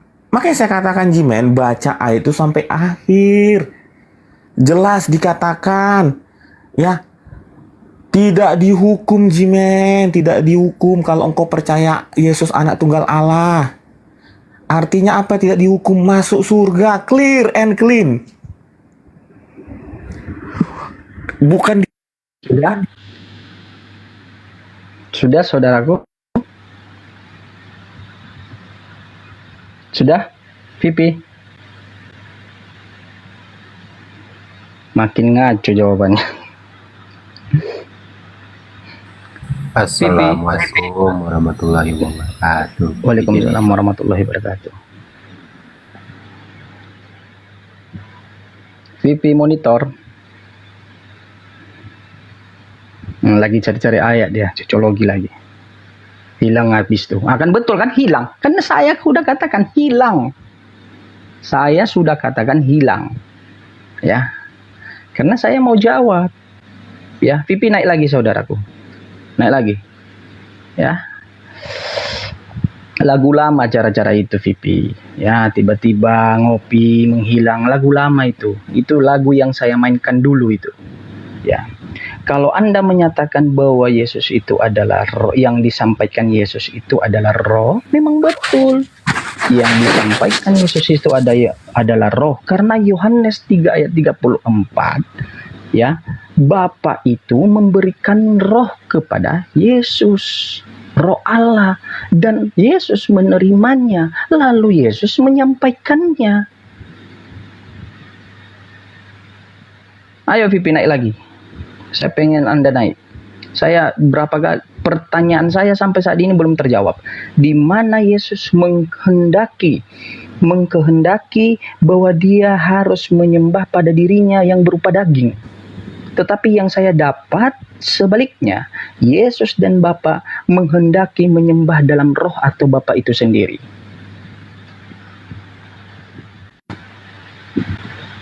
Ayo Pipi.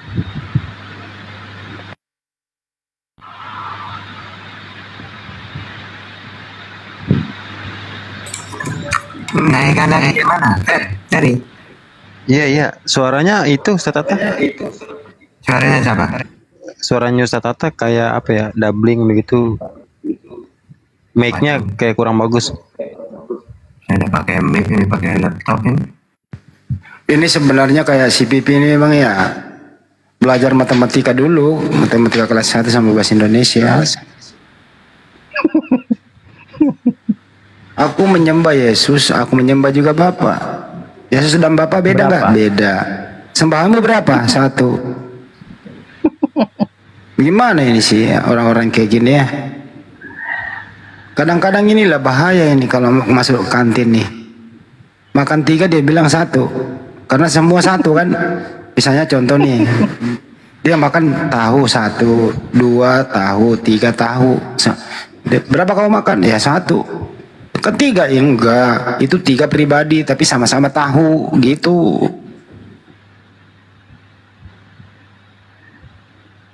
Itu loh maksudnya. Bukan dia tidak tahu Bang Andi. Sebenarnya dia tahu. Dia bisa bedakan kesatuan dengan satu. Ya, kalau kesatuan itu terdiri dari beberapa. Ya. Jadi dia tahu kalau satu itu berdiri sendiri. Ya, dia tahu, Vipi ini tahu, bukan dia tidak tahu, tetapi dia menolak karena kenapa? Doktrin. Ya, ayat yang dibawanya tadi semuanya itu perkataan-perkataan orang yang di luar, bukan dari pengajaran Yesus. Saya bawa data pengajaran Yesus, apa kehendak Yesus. Bahkan Yesus mengkukuhkan di Yohanes 17 ayat 3 untuk memperoleh hidup yang kekal. Kekal itu akhirat. Ya surga. Kau mengenal Bapakku sesembahan satu-satunya dan aku ini sebagai apa? Jadi kalau ada orang di luar sana mengenal Yesus sebagai Tuhan dan menyembah dia sebagai Tuhan, itu dipastikan bukan penyembah-penyembah yang dikehendaki Bapa dan Yesus sesuai di Yohanes 4. Jadi itu yang dikehendaki oleh Paulus sang penyesat.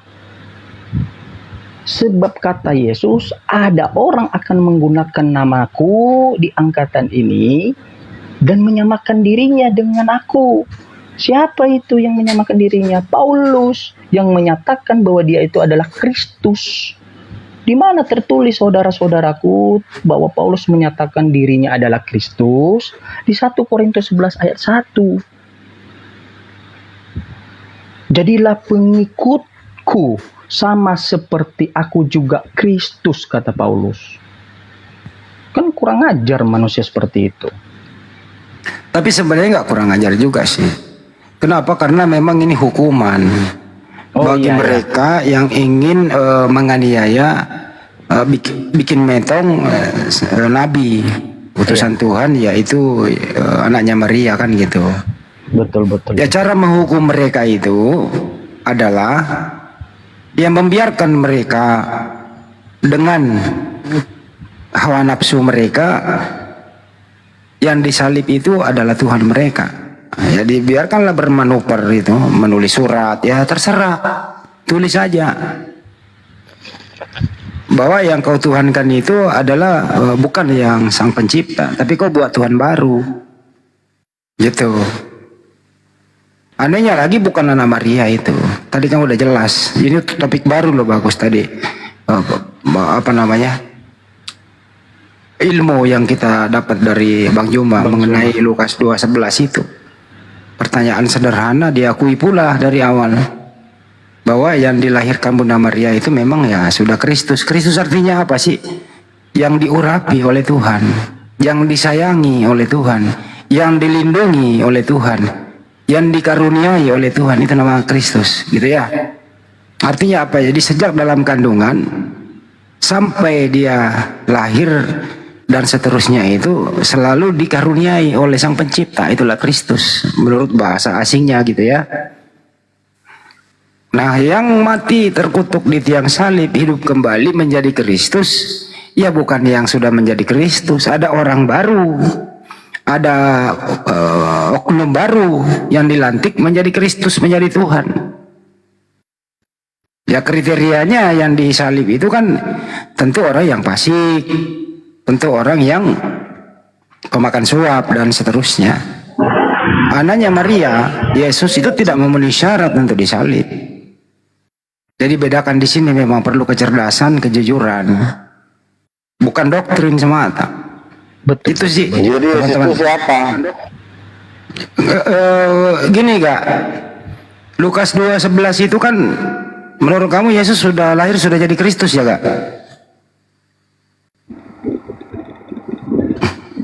Enggak. Ya, sudah jadi Kristus. Terus yang mati di tiang salib, diangkat menjadi Kristus. Anak tunggal Allah, anak kandung Allah. Ntar dulu ya kak. Yang mati di tiang salib. Allah, itu anaknya. Orang Nggak denger kita ini signalnya Luga. orang tuanya lu tahu nggak siapa orang tuanya Yesus? Kalau Luga nggak bisa dilawan. Ada Roh Kudusnya dia. Anak tuh. Signalnya dia nggak nyambung dia. Lu signal lu dari dulu gini kak, nggak nyambung ya.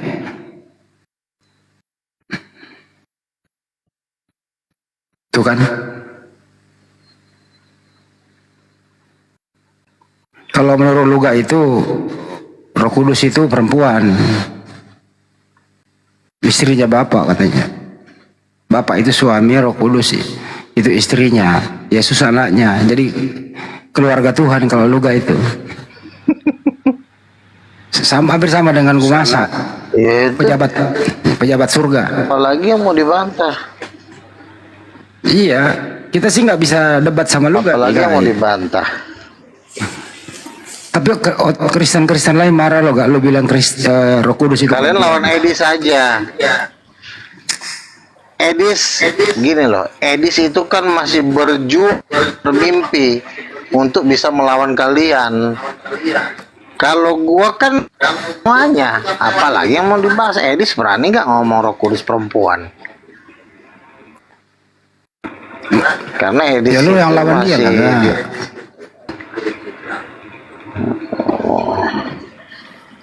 Nggak, lu dapat ilmu dari mana sih kalau Roh Kudus?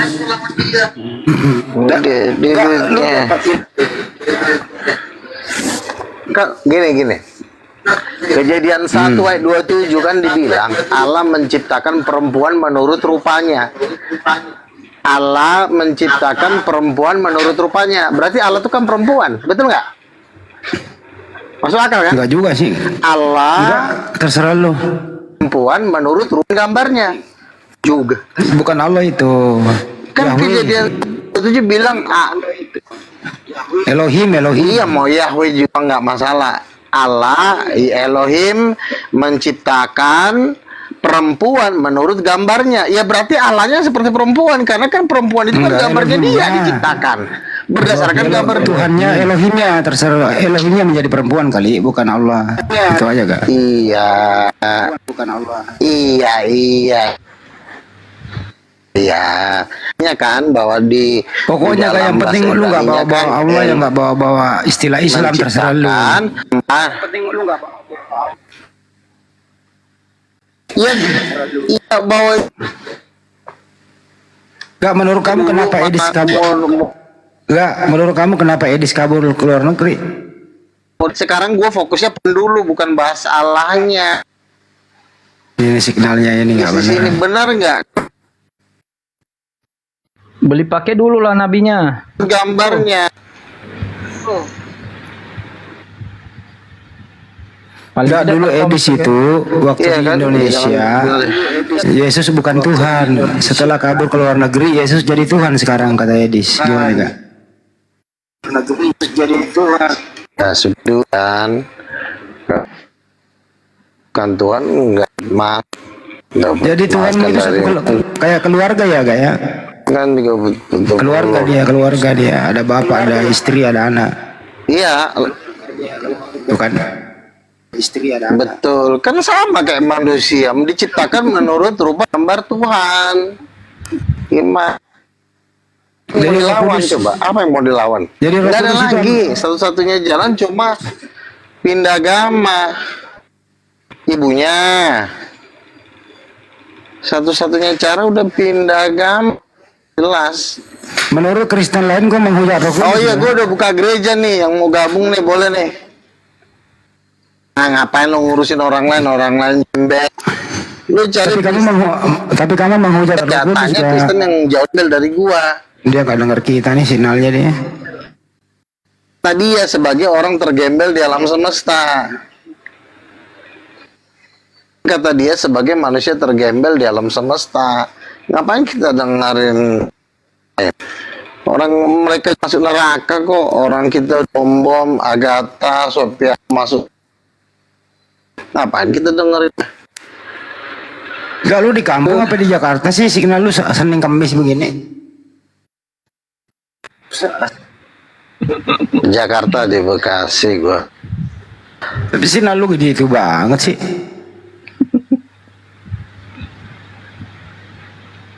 Tapi sekarang lu kan udah dapat kerjaan lo, kerjaan baru, man. Tahu nggak kerjaannya bagus sekali gitu loh. Senin sampai ada kerjaan Senin sampai Sabtu libur, hari Minggu gajian. Dia tuh kerjaannya bagus kan. Persepuluhan itu. Kerjaan baru dia. Senin sampai Sabtu libur, hari Minggu gajian. Ya itu persepuluhan itu ngumpulin uang. Iya, kerjaan baru dia. Aduh, dia punya gereja katanya bang, gereja baru. Aduh, luga. King of King, iya, gereja King of King. Cabangnya udah 3. Tuh kan? Ya, di Bekanan terus. Di mana aja tuh Kak cabangnya? Udah jadi pendeta gua sekarang. Bantar Gebang, Bekasi, sama di Banten udah 3 gereja gua. Rencana mau Enggak ada nambah rencana lagi buka Sumatera cabang di Utara. Burundi. Jadi 4, 5. Pak Luga, Di mana tuh? matikan dulu Burundi denoise di mana, Teh? di soundcard. Pak Luga, matikan dulu denoise di soundcardnya. Dubbing soalnya. Di soundcardnya. Ya jadi gitu aja. Gue udah buka gereja sekarang.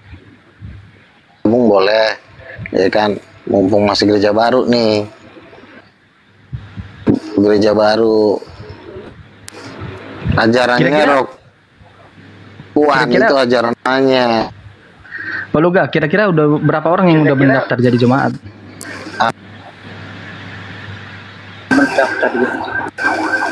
Udah cukup sih gue hitung. Di atas 100 kan. Udah banyak yang gue rekrutin. Bohong Pak Luga, mana tunjukin semua. open cam, saya mau lihat data jemaatnya. Mana yang udah daftar? Karena ada tulisan datanya. Saya ini daftar. kan sudah menginjil. Sebentar. Saya kan 5 tahun. Masa dari yang di jemaat gimana sih kau ini? Kecuali saya masih anak kecil. Saya juga udah tua. Tinggal buka gereja, sekali buka bisa 20. Bentar. Kami mau bikin nanti di Stadion Patriot yang KKR yang saya. Woi, banyak. Kembali ke Tuhan yang benar. Carilah Tuhan yang beristri dan yang anak. Itu nanti salah satu tema khotbah saya. Memiliki istri. Siapa itu yang memiliki istri? Allah Bapa, istrinya terus. Tuhan Yesus, berikan tepuk tangan yang dahsyat buat Tuhan Yesus. Tepuk tangan semua 40 orang. Masuklah bersama 5 ton. Ya kan?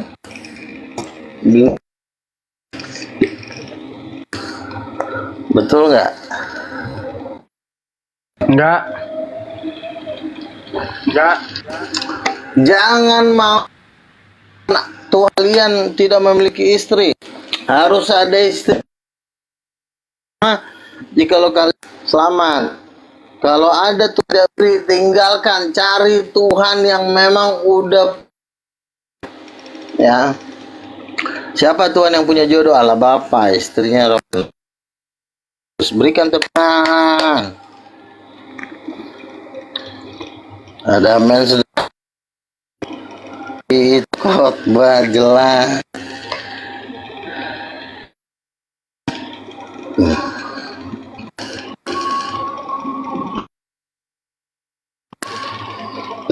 Dia aja buka cuma mau biayai mobil Pajero, Rolls Royce. Saya mau beli Rolls Royce lah. Main cuma apa? Tuhan, ya kan?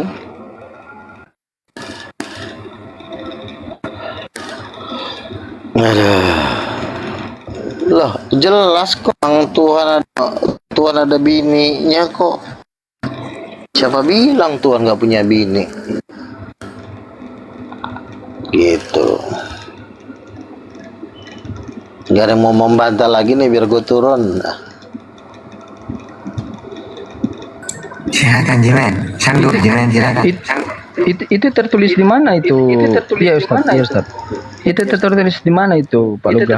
Bahwa di mana itu? Kejadian 1 ayat 27. Kan kejadian 1 ayat 27 menciptakan laki-laki dan perempuan. Laki-laki dan perempuan itu suami istri bukan? Suami istri kan? Diciptakan menurut rupanya, gambarnya. Berarti suami istri itu adalah gambaran dari yang di sorga. Karena Adam dan Hawa itu juga ada karena diambil dari gambar yang ada di sorga, yaitu Tuhan. Jelas banget itu. Jadi kesimpulannya dari pernyataan Betul, kan? tersebut Bapak Enggak, masuk akal. Saya iakan pernyataan tersebut seperti itu bunyinya. Tetapi yang saya tanyakan, dari dia menciptakan dari rupa dirinya perempuan dan laki-laki. Jadi Bapak ini perempuan atau laki-laki?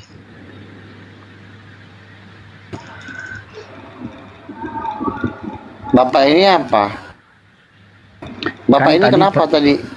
Kan pernyataannya di dalam Bible itu dia menciptakan dengan menurut rupa Bapa atau rupa Elohim perempuan dan laki-laki. Pertanyaanku, rupa Elohim ini laki-laki atau perempuan? Menurut rupanya. Menurut rupa Allah. Rupanya. Ini siapa? Allah ini Bapa, Roh Kudus. Laki-laki, rupa Roh Kudus perempuan. Jelas. Kurang jelas apa? Di mana dinyatakan di dalam Bible Roh Kudus itu perempuan di mana? Mana kalimatnya? Roh Kudus ya. Allah Bapa laki-laki, Roh Kudus perempuan. Berarti benar. Perempuan dan laki-laki di. Iya, yang Kurang saya jelas tanyakan. apa itu? Pak Lauga, yang saya tanyakan apa? Di mana tertulis di dalam Bible Roh Kudus itu jenis kelaminnya perempuan? Kan perempuan menurut gambar Allah. Ya berarti ada Allah yang perempuan. Kita cari Allah yang perempuan siapa? Satu, Allah Bapa nggak mungkin. Dia memang laki-laki. Yesus pun laki-laki. Berarti satu-satunya jawaban adalah Roh. Aja lu nggak ngerti sih? Enggak ngerti saya. Harus didikte gitu. Tidak tertulis seperti itu Nabi Luga. Sudah dibilang Allah menciptakan perempuan. Aduh, astagfirullah. 27 Allah menciptakan perempuan menurut rupa dan gambar Allah. Berarti ada Allah yang perempuan. Aduh, buruk banget sih lo. Kelewatan lo.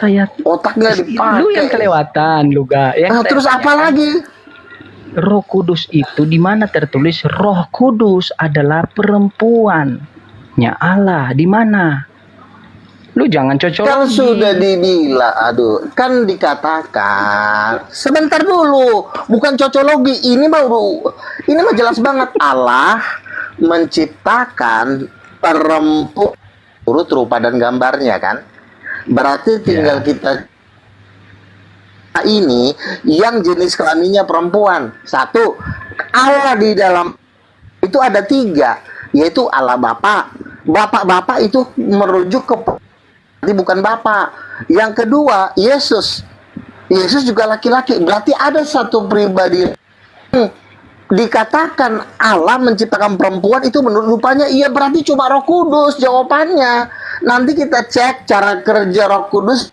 Cara kerja Roh Kudus itu memang seperti perempuan. Contoh, dia mengurapi, dia mengandung, ya, dia memberi hidup, dia menginsyafkan. Beda sama pekerjaan laki. Masa gitu aja lo nggak ngerti sih, otak lo nggak dipakai? Enggak ngerti ya, aku nggak ngerti karena tidak tertulis seperti itu cocok. Udah tidur sono. Ya udah dong. Mati aja lo, cocologi udah jelas-jelas begitu kok. Kok Nabi kok emosi santai Udah jelas aja? dia bilang Allah menciptakan. Bodoh, dengerin dulu. Iya, lo kelewat tolol masalahnya. Allah menciptakan perempuan menurut gambarnya. Berarti poinnya, berarti ada Allah yang perempuan. Itu aja poinnya. Pada gambarnya, masa lalu lo harus cari. Iya, lo punya otak, lo kan. Alkitab itu bukan mau seperti anak kecil yang disendokin, yang didikte. Alkitab itu diciptakan biar otaknya jangan jadi pemalas. Ngerti nggak kau? Ya udah, malaikat. Kalau kau maunya Roh Kudus perempuan, iya dong. Ya udah, emang harus lu yain. Iya dong. Iya Kalau dong. nggak lu yain lah. Itu cocologi kalau tidak tertulis. Terus apa lagi? Apa lagi? Itu cocok. Itu bukan cocolo. Tidak ada peluang, tapi dipaksain. Nah, ini kan sudah ada menciptakan perempuan gambarnya, berarti ada. Di mana peluangnya? Sekarang tinggal lo cari dong. Allah menciptakan. Dengar. Kejadian 1 ayat 27, Allah itu perempuan menurut rupanya. Jadilah perempuan menurut rupa Allah. Berarti ada perempuan. Nyambung nggak? Nyambung nggak otak lo? Enggak nyambung. Sini turun lu. Sekali kau diajarin. Oke. Pak Luga, kira-kira malaikat itu perempuan atau laki-laki, Jo? Udah jelas. Pak Luga, saya mau tanya, Nabi Luga, malaikat itu kan ciptaan juga dari rupa Allah. Nah, itu perempuan atau laki-laki? Ada laki, ada yang perempuan. Oh, berarti ada yang laki, ada yang perempuan. Ih, memang bandot Oke, lem sih. saya tanya. Iya, saya sama tanya seperti manusia yang perempuan. Manusia ini diciptakan tuh menurut rupa Tuhan, yang laki-laki dan perempuan. Ya slow lah Pak. Nabi juga. sih. Nabi kok emosi, nggak boleh. Pantesan aja lo. Nabi kok emosi. Diam dulu. Bukannya susah, maksudnya lo itu dipakai dong otak. Iya, saya kan hanya Masa bertanya. kau nggak pernah belajar Nabi kan matematika ya di sekolah? Nabi Luga. Dia bertanya, iya, tapi kan, jangan kayak anak TK dong. Mana ayatnya Roh Kudus? ya harus ada dong, harus apa lagi ada mau ditanyain? dong. Oke, ketika datang malaikat ke Bunda Maria menyampaikan firman, menyampaikan pernyataan bahwa yang lahir itu nanti dia akan mengandung dari Roh Kudus. Malaikat tersebut laki-laki atau perempuan? Atau perempuan? Ulang. Ketika malaikat Nggak kedengaran tadi apa? Ketika malaikat menyampaikan kepada Maria sebelum lahirnya Yesus, dia akan mengandung anak dan dinamai dengan Yesus, Mesias. Itu malaikat tersebut perempuan atau laki-laki?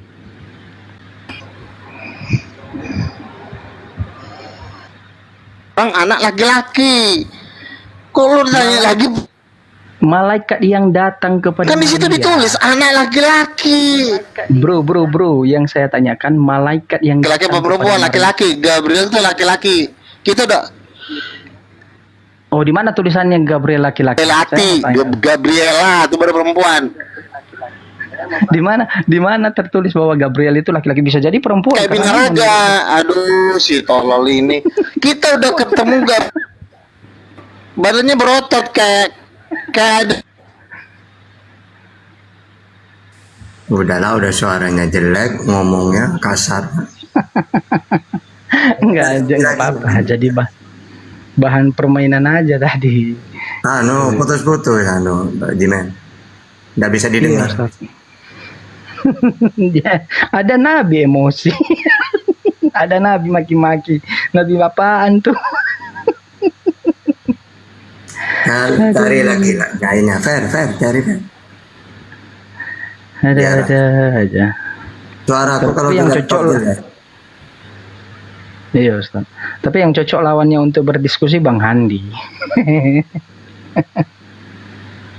Udah puluhan tahun sama Bang Handi. Bosen udah Bang Handi. Sama Luga. Iya, Ustaz. Ada nabi emosi. Itu nabi atau apa? Ada nabi goblok-goblokin orang, tolol-tololin orang. Aduh. Ayo saudara-saudara yang 5 juta yang memandang, ya saudara-saudaraku yang oten, naiklah kita berdiskusi dengan santun.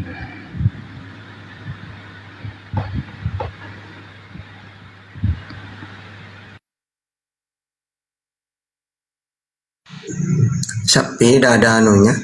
Ini kalau yang di ini bagus nih Ustaz tata suaranya. Kalau pakai yang Iya, ini kan lewat HP. Yang itu jelek. Nggak bisa ngomong. Terus sepi gini nih mau gimana? kenapa Ustaz Tata? Nggak ada yang mau naik, sepi.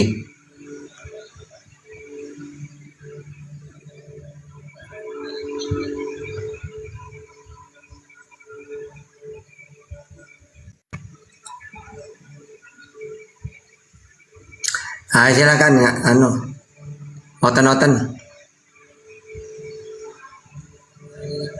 Loh, kosong. Takut. Coba dikasih tema Ustaz Tata. Nggak tahu saya nulis tema itu di mana. Ini gambar pensil di sebelah kanan Ustaz Tata. Nggak ada, adanya spidol di sini. Bukan, itu dia di TikTok Ustaz Tata. Ada tema, ntar baru kasih tema gitu. Oh, kira di sini di meja.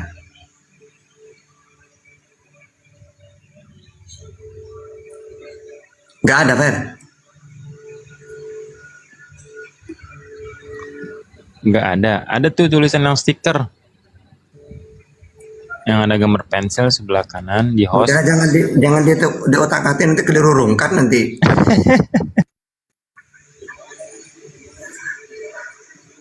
Nanti aja kalau pas baru live gitu. Ini kalau udah Itu dia naik lagi. Nabi Luga, monitor. Ini belum selesai di antara kita. siapa tahu sinyalnya bagus. Coba lu kan. Iya. Udah aku bersihin. Iya, minta Oke. sinyal. Minta sinyal dari surga. Udah aku bersihin. Semoga tambah bagus ya. Jadi gini, kita fokus ke intinya dulu bahwa Allah menciptakan perempuan menurut rupanya. Berarti rupa Allah itu rupa perempuan. Itu dulu poinnya. Dari situ nanti kalau di sini lo salah, semua salah semuanya. Allah menciptakan perempuan menurut rupanya. Berarti kesimpulannya Allah ada yang rupanya kayak perempuan. Itu dulu. Siapa dia? Allah Bapa nggak mungkin. Yesus nggak mungkin karena dua-dua. Berarti hayatnya cuma Roh Kudus. Udah fix. Pindah agama. Ngapain lagi? Capek-capek ribut. Nggak ribut, Nabi Luga yang ribut, Nabi Luga yang emosi. Saya kan Daripada hanya lo tanya. nanya, yes. Ya saya hanya bertanya. Saya nggak emosi. Memang saya,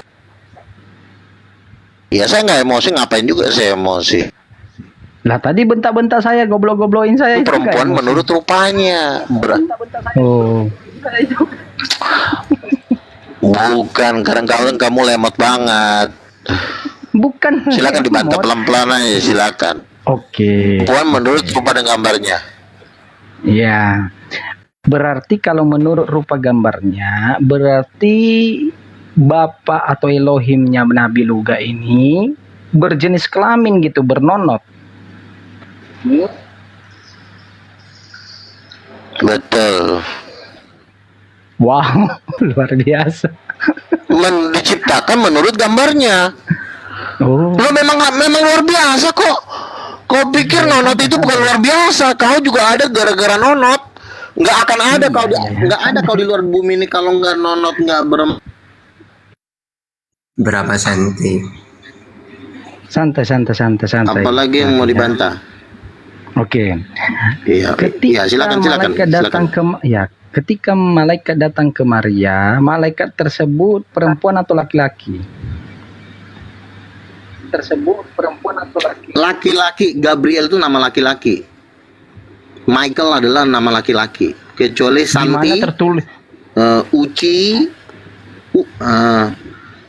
Kan manusia yang Gabriel mendoktrinan bahwa itu- namanya Michael oke. ada laki-laki. Kan manusia. Oke, Yang maksud saya oke. dari Bapak Oke. menjelaskan dari Elohim itu menjelaskan. masalahnya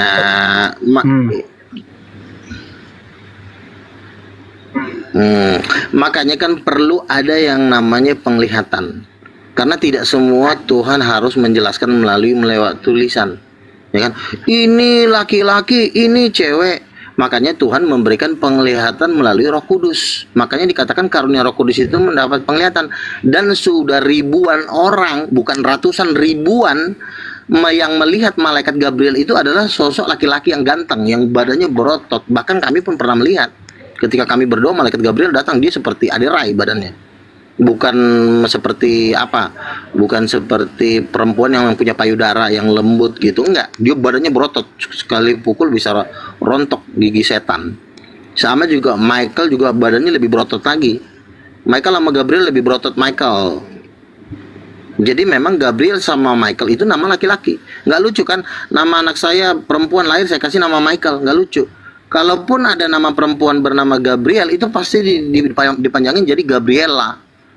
Gabriel nama laki-laki. Udah jelas. Oh, berarti Laki-laki dan tolak perempuan ukurnya itu karena adalah dia memang berotot. gambarnya Tuhan. Ya kalau perempuan itu kan ada payudaranya. Kau ada aja. Masa kamu nggak bisa bedain laki-laki badan laki sama badan cewek sih? Kau pernah nonton bokep gak? Badan perempuan tuh ada payudaranya. Jangan-jangan kau belum pernah lihat badan perempuan lagi. Enggak pernah. Ya habis Saya belum kamu nggak pernah. bisa bedain perempuan sama laki-laki, heran saya. Kalau Iya. laki-laki itu ada payudaranya, perempuan ada payudaranya, laki-laki itu rata, berotot Iya. dia. Santai Nabi. Terus apa santai lagi? Nabi juga ya. Lihat si Jumat tuh, badannya berotot, nah, berarti dia laki-laki. Nah, terus Iya. apa lagi ya? Emang santai kok. Terus apa lagi? Ada juga loh perempuan yang berotot. Bom nggak gadis, berotot bom gitu. berotot nggak bom. Bom tidak berotot.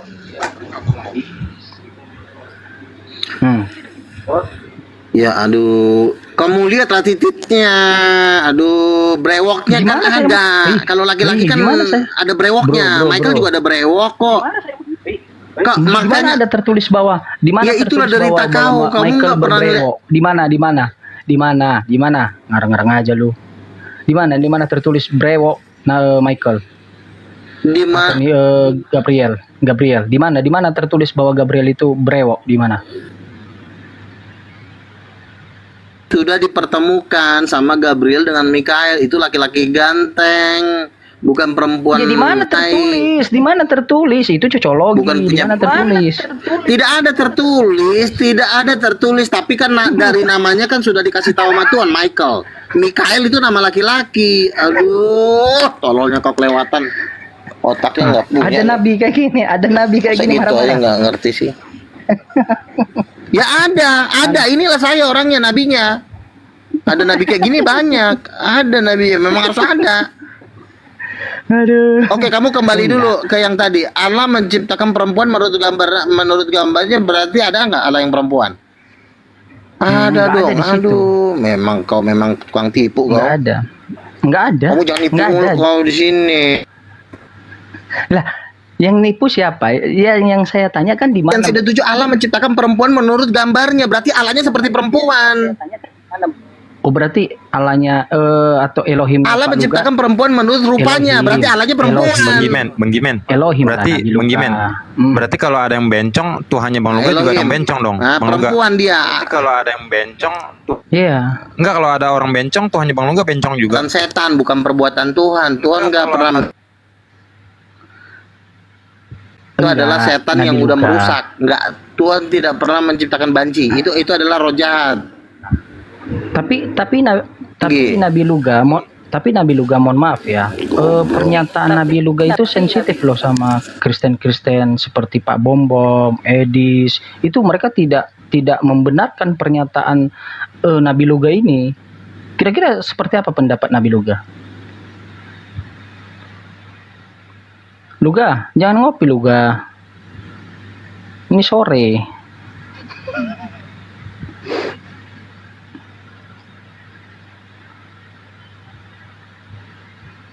Nabi Luga, wih kayaknya dia dipenuhikan Roh Kudus dia ini, makanya ngopi. Tuh kan menghilang dia kan. Saya yakin bukan di Bekasi dia tinggal ini, Nabi Luga ini.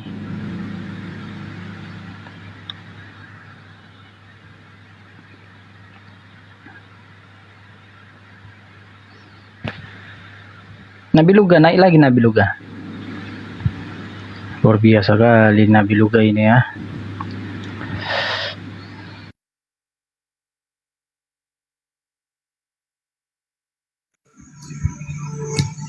Sepi lagi.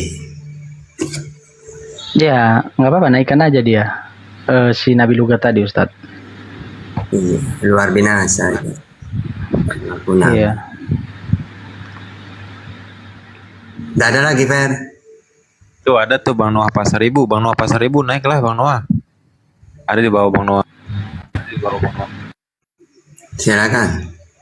Langsung ditarik aja, ditarik paksa, diikat dulu, Fer. Udah aku jambak. Naik Bang Noah.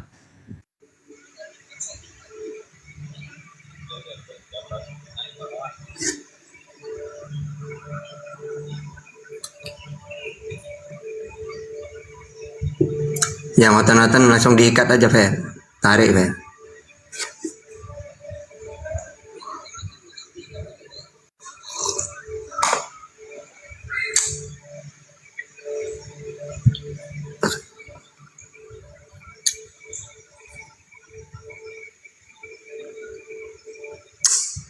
Sepi penumpang, kan?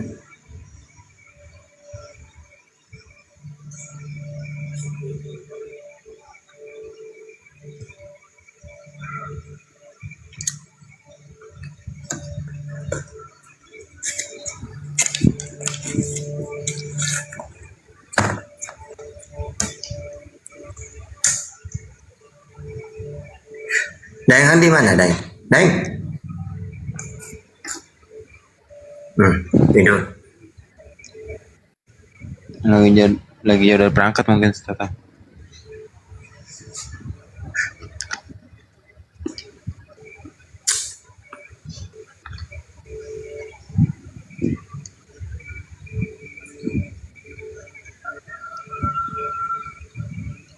Silakan naik, Otan. Ya ada Noah itu, Bang Noah naiklah Bang Noah. Noah Pasaribu, ada Bang Noah Pasaribu itu. Di bawah. Gak apa-apa, nanya doang gak apa-apa. Kalau takut sama gurundang.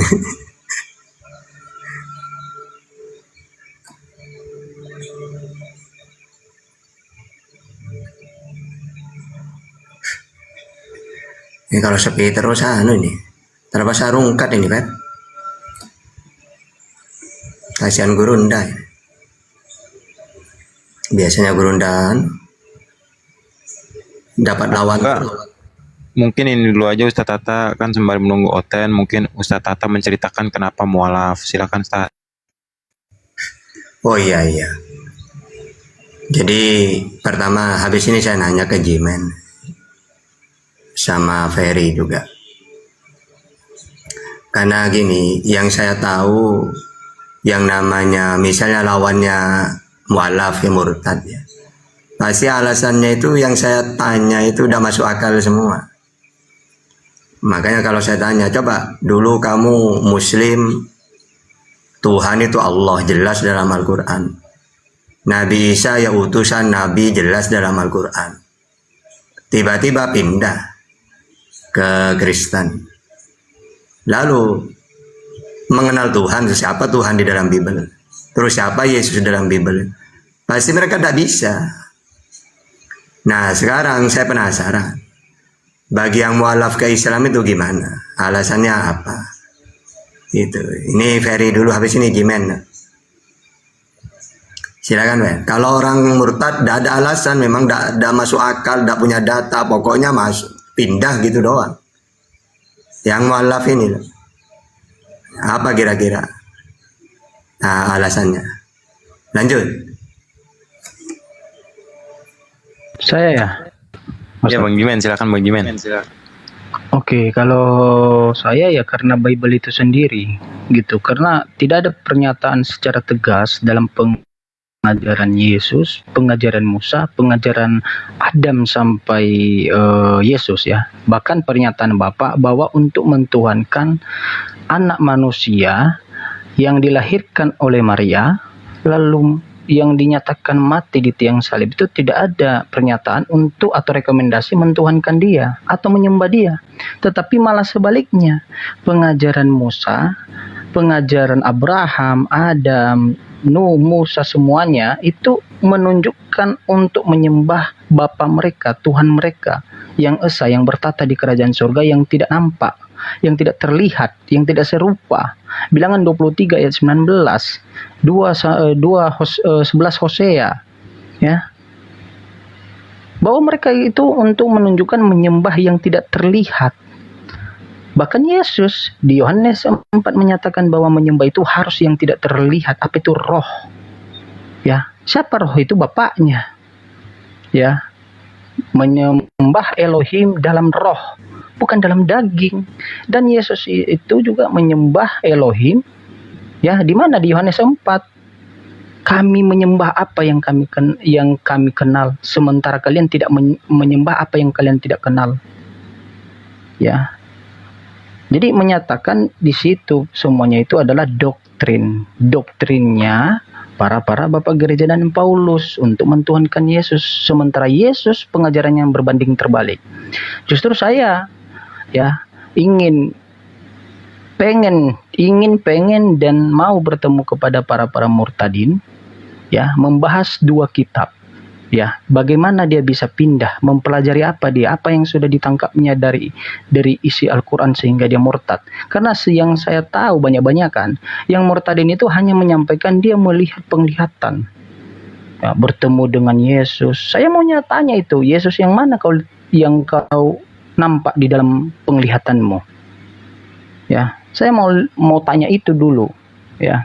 Karena kenapa sampai hari ini tidak ada gambar Yesus yang otentik ya. Justru yang ada di rumah saya, yang ada di rumah kami, yang ada di rumah-rumah orang lain itu, orang-orang oten itu aktor yang memainkan film Yesus. Ada 4 aktor gitu ya. Saya minta berdiskusi kepada para murtadin. Jadi kesimpulannya, berpindah itu bukan berarti mengetahui kebenaran, atau berpindah itu bukan melalui dari mimpi, halusinasi, tetapi dari penelitian ya, mencari tahu ya, memahami, membandingkan. Ini dua-dua kitab suci nih, kita bandingkan, berangkat dari apa yang sedang kita jalani ya. Jadi kita menemukan bukan karena bukan karena melihat ya, saya melihat Nabi Muhammad, baginda Rasul, tidak seperti itu Karena umat-umat seperti itu yang melihat-lihat seperti itu adalah sudah dipraktekkan oleh penyembah-penyembah berhala, di mana mereka harus percaya dulu, bukan berpikir. Saya teringat ya di zaman dulu, ya nenek moyang diceritakan oleh orang tua saya. Ya, nenekmu moyangmu dulu menyampaikan di pohon ini ada roh dan itu adalah roh leluhurmu. Kami dituntut untuk percaya, tidak boleh berpikir rasional, logika. Itu sudah dipraktekkan oleh penyembah berhala, lalu dipraktekkan kembali oleh para penyembah manusia anaknya Maria. Siapa itu? Ya Oten. Jadi kalau saya mendapatkan dari hasil membandingkan data itu sendiri, kitab saya sendiri. Kira-kira begitu, Ustadz. Silakan, Bang Ferry. Tunggu dulu, saya tanggapin dulu, biar enak.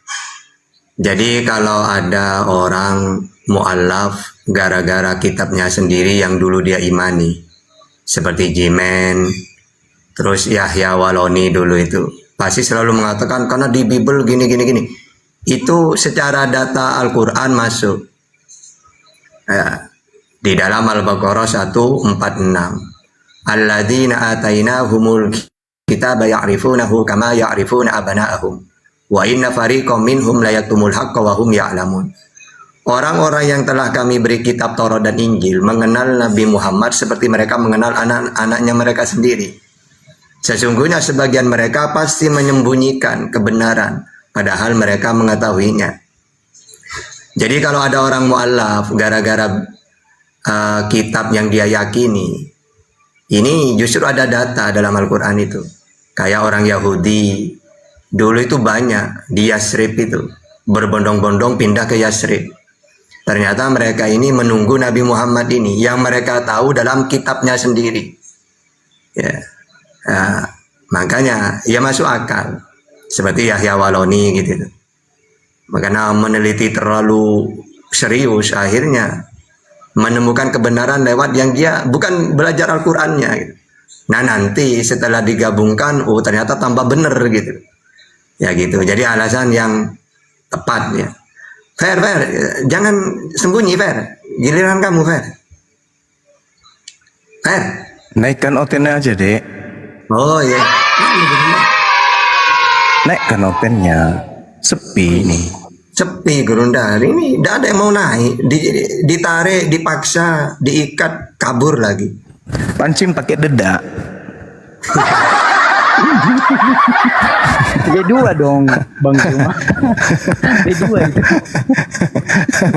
Ada punya video dedak enggak? Diputar aja, buka kamera, putarkan dedaknya. Nah itu. Saya bilang tadi Masya Allah. Kak Ferry bilang dari tadi, saya kalau ada Gurunda sepi, deg-degan saya, Fer, dah enak gitu. Ada. Enggak lah. Biasanya Masya Allah. kalau ada Gurunda di Komal manapun rame, tidak diem Gurunda. Di sini ketika saya live malah hotelnya gak ada, ya saya gak enak ke Gurunda gitu. Oh enggak lah, enggak. Memang beberapa ratus tahun belakangan ini mereka berupaya untuk meninggalkan para apologet Islam.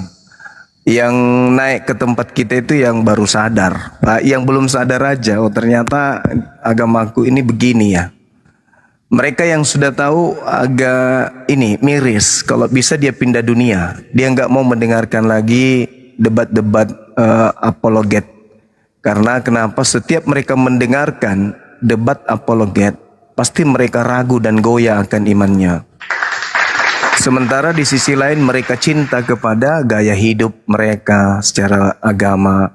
Mereka cinta pola makan mereka secara agama. Mereka suka dengan kondisi tubuh mereka yang tak bersunat secara agama. Mereka suka minuman-minuman yang secara agama mereka itu dihalalkan. Jadi ini dua hal. Kalau mereka menanggalkan keyakinannya, maka kesenangan-kesenangan duniawinya hilang.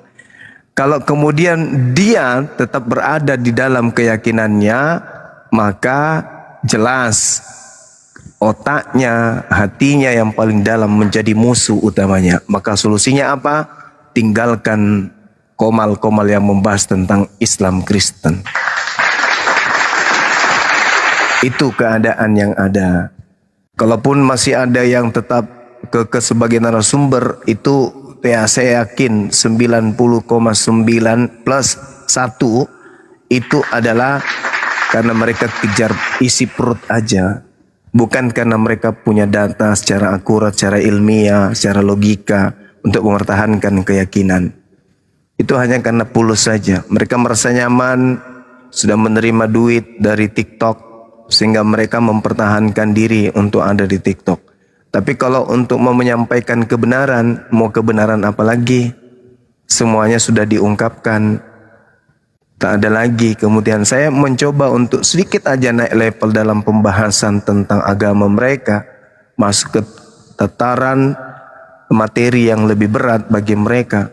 Ya moncong mereka aja yang maju, paling doktrin, dogma, dan mereka lebih banyak berdiam. Kenapa? Karena sejatinya Bible itulah yang menjadi musuh mereka yang sesungguhnya. Bukan Al-Quran. Al-Quran itu lapis 2. Mereka mau menghantam Al-Quran sulit. Maka mereka untuk menundukkan Bible saja bagi kebenaran yang mereka katakan benar itu sulit. Tak ada jalan. Contoh seperti materi yang sangat sederhana.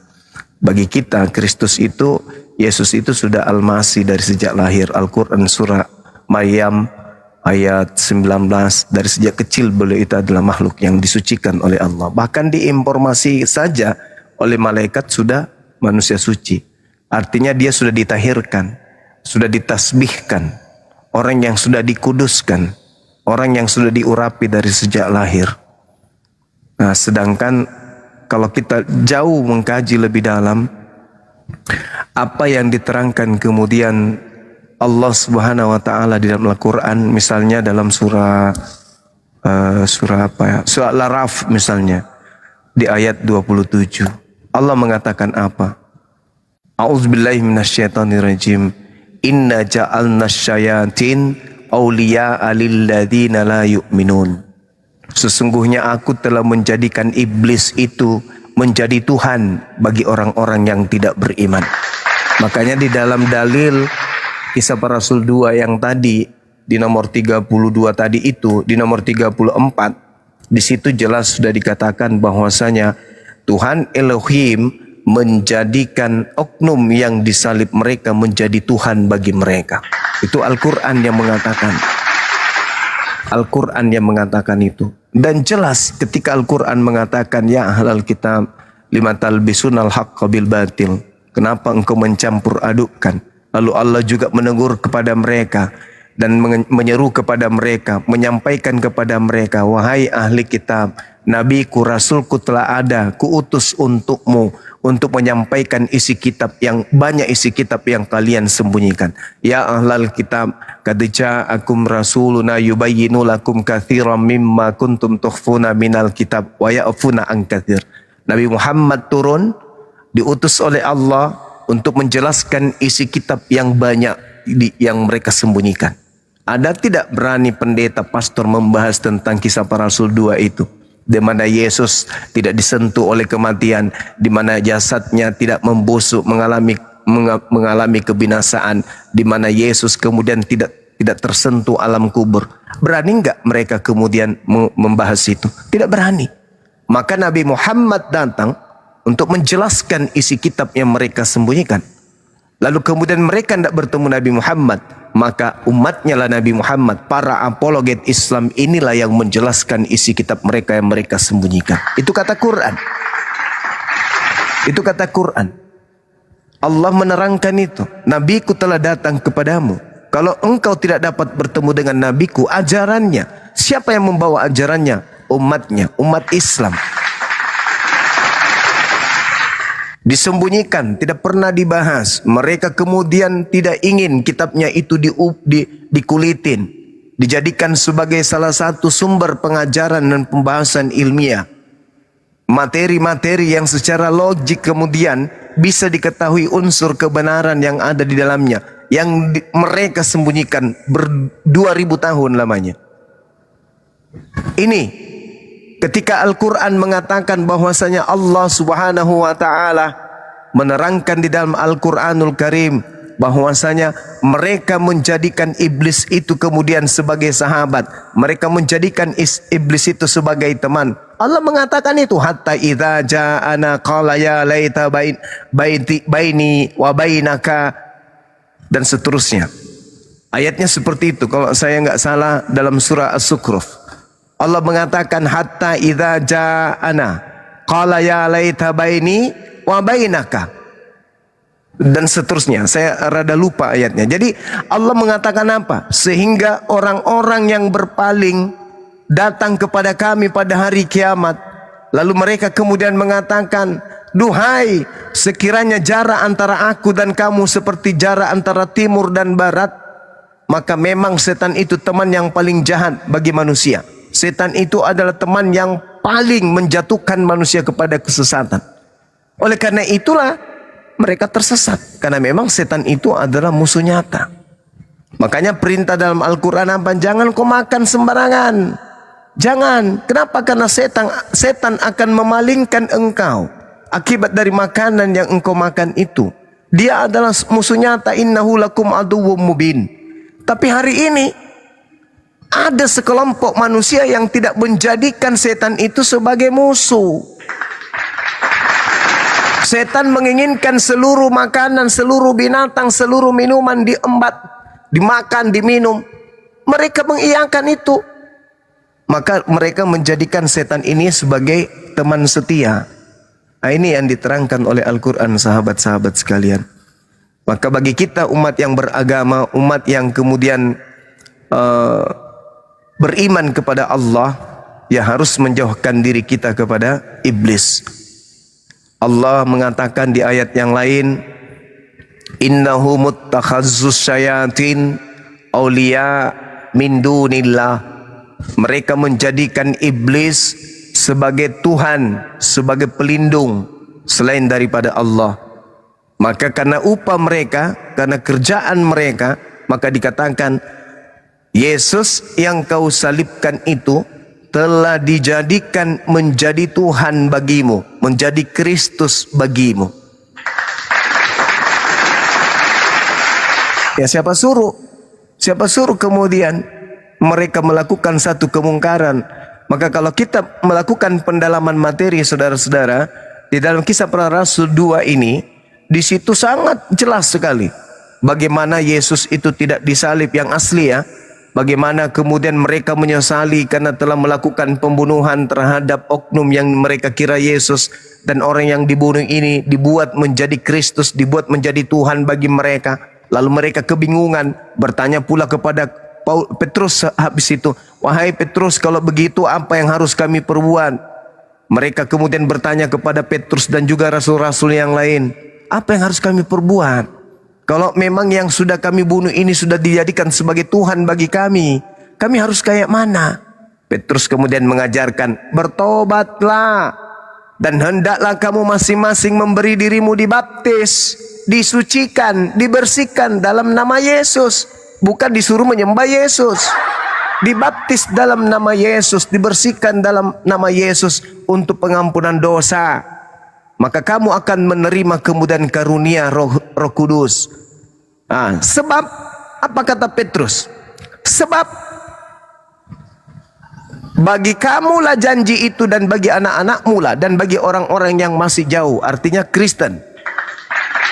Bagi kamu, bagi anak-anakmu, bagi Kristen, yaitu sebanyak orang yang akan dipanggil oleh Tuhan. Untuk apa? Untuk disesatkan. Dan dengan banyak perkataan lain dari ia memberi suatu kesaksian sungguh-sungguh. Lalu kemudian Petrus memberikan kesaksian-kesaksian yang serius kepada mereka, dan Petrus juga mengecam dan menasihati mereka. Lalu apa kata Petrus? Berilah dirimu diselamatkan dari angkatan jahat ini. Masih mereka diberi kesempatan untuk disegerakan keselamatan kepada mereka. Tapi faktanya, saudara-saudara yang lain justru menjadikan Kristus yang baru dilantik ini malah menjadi Tuhan. Nah, ini berat memang, saudara-saudara, memang berat. Untuk menerima keadaan yang ada di Bible dan Al-Quran ini memang berat. Hanya orang yang mencintai hidup akhirat yang mau meninggalkan ajaran yang terlanjur mereka anut. Karena baik Bible Roma 14:9 ya maupun kitab mereka sendiri Kisah Para Rasul 2 nomor 32, Yesus yang mereka, orang yang mereka sembah ini, orang yang mereka kemudian bunuh ini, di data nomor 36-nya telah menjadi Kristus bagi mereka. Artinya ini kemurkaan bagi orang-orang yang telah membunuh Yesus, yang mengaku membunuh Yesus. Itu Al-Quran tuh. Ada nggak saudara-saudara pernah bertanya, kenapa hanya karena ucapan saja mereka sudah dihukum? Nah itu Al-Quran surah An-Nisa ayat 57. Karena ucapan saja mereka sudah dihukum. Karena perbuatan mereka mengatakan telah membunuh Yesus, mereka dihukum. Apa hukumannya? Yesusnya dijadikan, yang dibunuhnya yang mereka kira Yesus, jadikan sembahan bagi mereka. Jadi Allah mengatakan akan menyesatkan siapa yang sudah ditentukan untuk sesat. Siapa yang ditentukan untuk sesat? Mereka yang tidak menggunakan akal sehat. Itu sudah ditentukan untuk sesat. Saya kira begitu ya teman-teman. Dan memang kelihatannya kalau ada Kristen yang berani naik, ya mungkin pengaruh alkohol ya. Karena kalau dia dalam keadaan stabil, sulit untuk naik ke sini. Silakan. Iya, ini kosong terus ini, tidak ada yang nggak mau permintaan. Kalau ada ditarik ya tidak mau. Suruh minum dulu mereka topi miring. Oh, kalau sudah punya topi miring berani itu.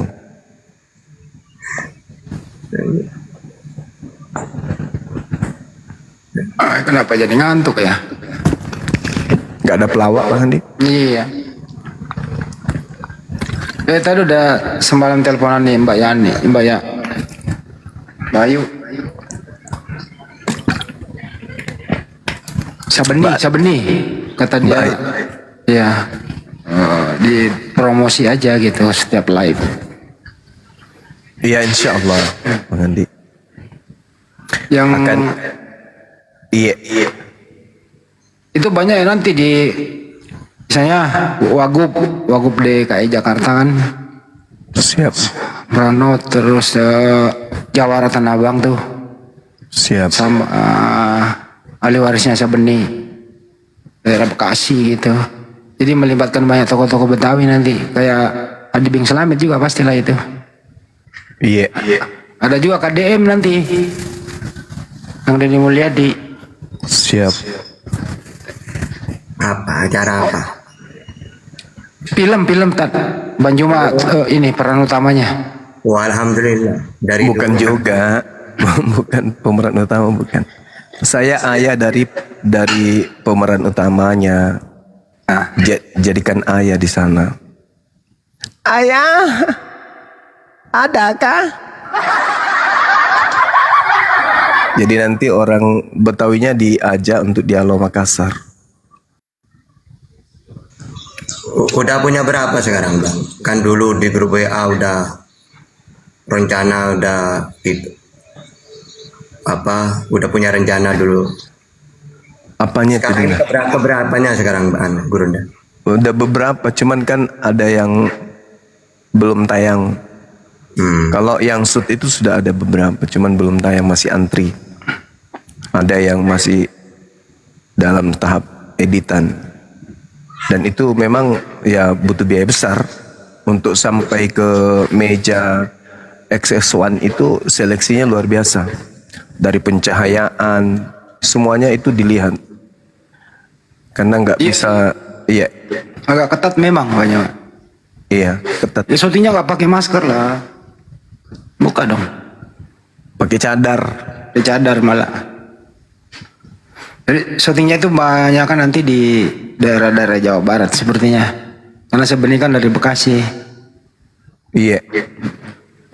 Tapi udah kemarin sih semalam Bu, daerah-daerah Tanah Abang situ juga sekali ada lokasi syuting. Iya. Teman-teman ya. Iya.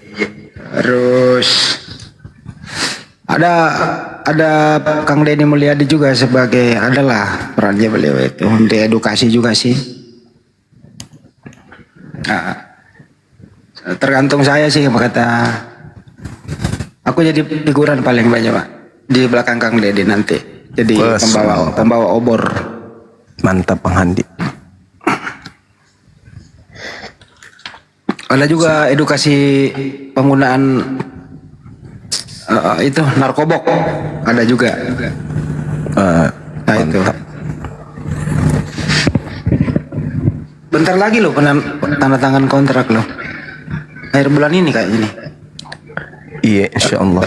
Tapi syutingnya bulan Juli, Pak Juma. Iya.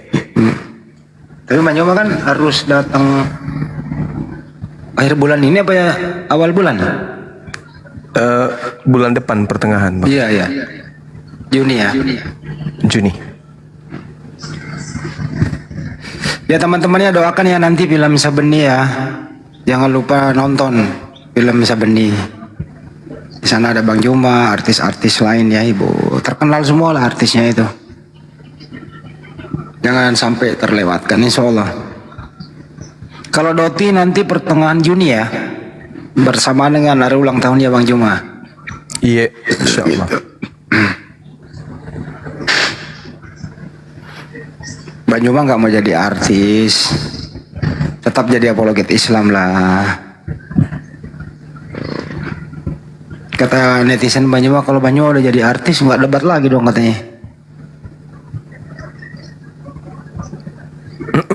Kehilangan dong katanya. Enggak. Justru itu lebih membantu untuk meluaskan tablik apologet. Enggak kok.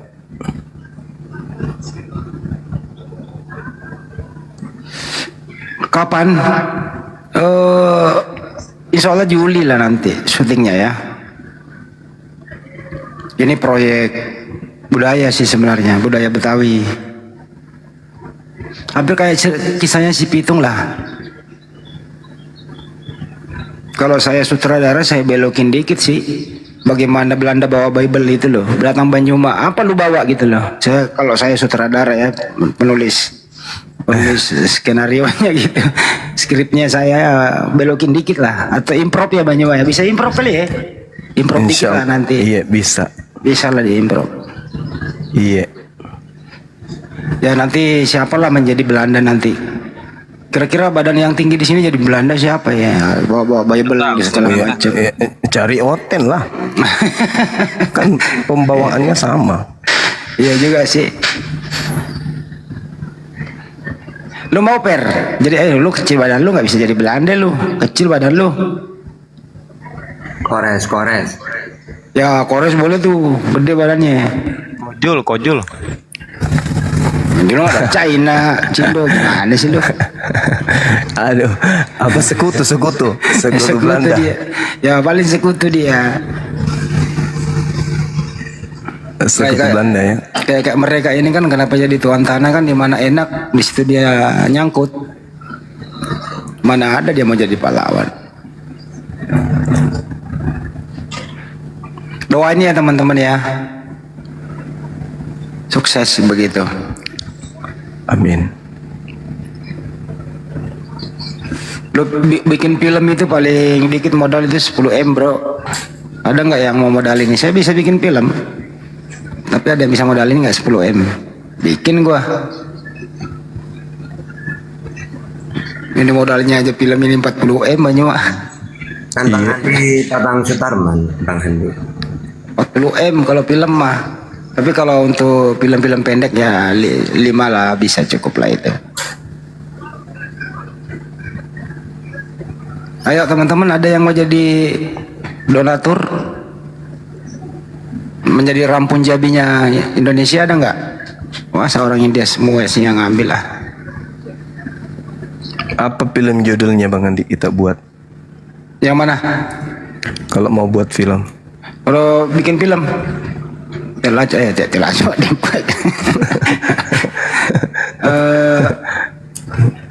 ini nggak ada hubungannya dengan diskusi ini juga. Itulah ya. Ya. Paling ya ada hubungannya dengan misionaris gitu ya. Jadi misionaris ketemu dengan apologet gitu. Ya persekutuan dua kubu gitu loh yang berseteru selama ini gitu. Paling itu, bahkan nggak jauh dari situ. Seru kan? Perjalanan apologet. Seru gitu. Judulnya bagus. Judulnya kru Yesus versus Paulus, gitu. Ya, dibintangi mereka sama Bom-Bom, Edis gitu ya. Betul. Bom-Bom dulu, pertama Bom-Bom diajak sparring lari dulu, keliling lapangan, bisa nggak dia ngos-ngosan. Gitu ya, benar nggak? Iya, bagus itu. Bom-Bom jadi Algojo aja, Bang Andi. Ya, Jadi Algojo yang menyalib Kristus. Bom-Bom kayaknya cocok jadi Belanda Depok deh. Yang pikul salib. Jadi kita kasih nanti salibnya itu kayak seberat mobil tronton. Ini Ya, ada pikul. sejabat ini Bang Joma, selalu mana Bang Joma, aku mau debat. Ya udah deh, nanti deh bulan 6 deh.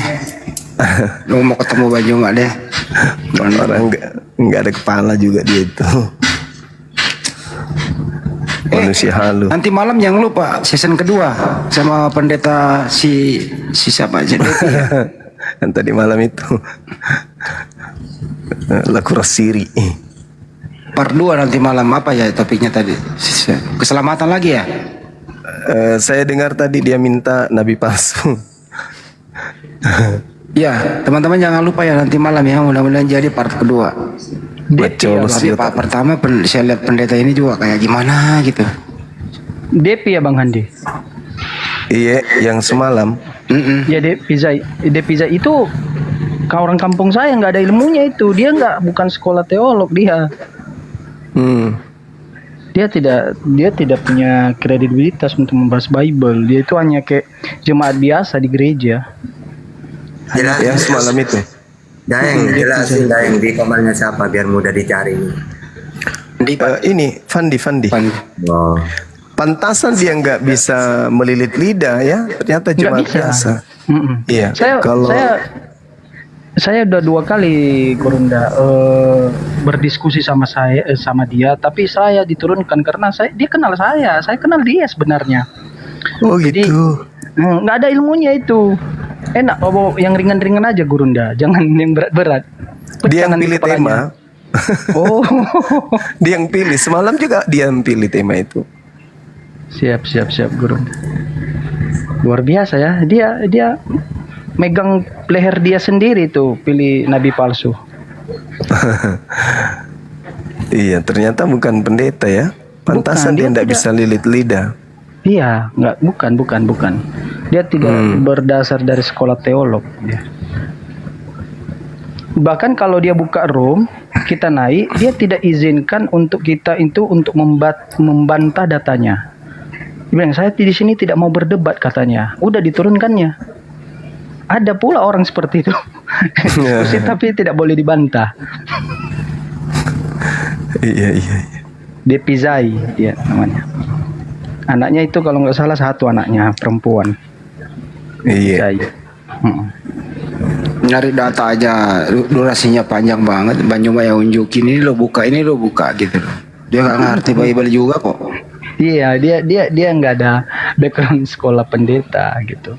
Dia nggak punya ilmu gitu. Pertanyaan sederhana dari bukan pernyataan yang perlu dia sanggah bahwa apakah benar orang yang tidak punya salah itu bisa disalib terkutuk gitu? Apakah Yesus memenuhi kriteria itu? Kok nggak dijawab, muter-muter kok. Makanya yang ringan-ringan aja Gurunda. Ya jangan yang berat, pecah nanti kepalanya. Keluar dari isi telinganya. Jangan. Meleleh. Saudara saya itu udah satu daerah dengan saya.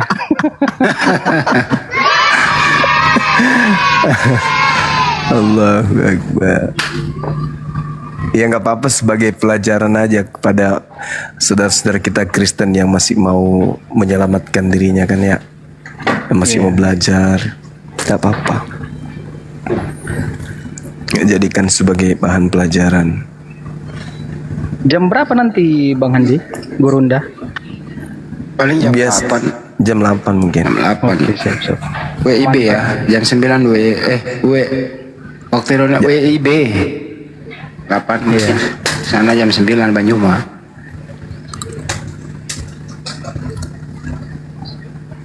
Tapi nggak apa-apa lah buat Kan Banyumas sebenarnya kan bisa nyetel, tergantung orangnya. Kalau nggak ngeyel juga ya di bawah santai. Kalau ngeyel dikencangin.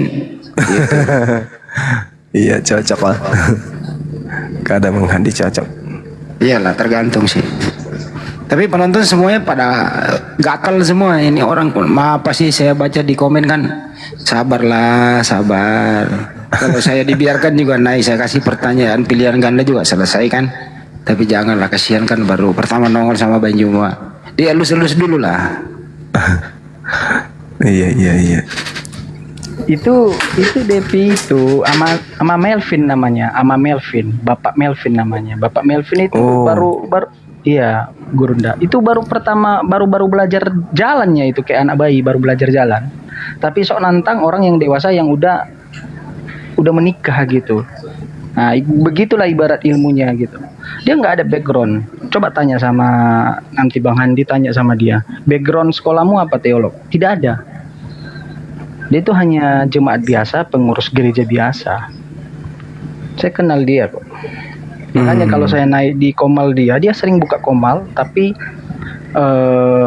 sedikit tuh penontonnya. Ya saya naik dua kali tuh saya naik. Saya selalu diturunkan karena katanya jangan bantah data saya. Karena saya bantah ada pakai data juga gitu. Ya. Justru dia memberitahukan bahwa kalau kau memang benar-benar dari kekristenan, harusnya kau terima aja gitu, imani saja maksudnya gitu. Iya. Tapi saya perhatikan pendeta ini memang masih amatiran. Kenapa? Dia belum belajar sekolah tinggi ilmu ngeles gitu loh, belum dia. Pendeta Bang Handi bukan pendeta, naik kuping Iya. nanti. Jam terbangnya untuk berbohong masih kurang. Oh.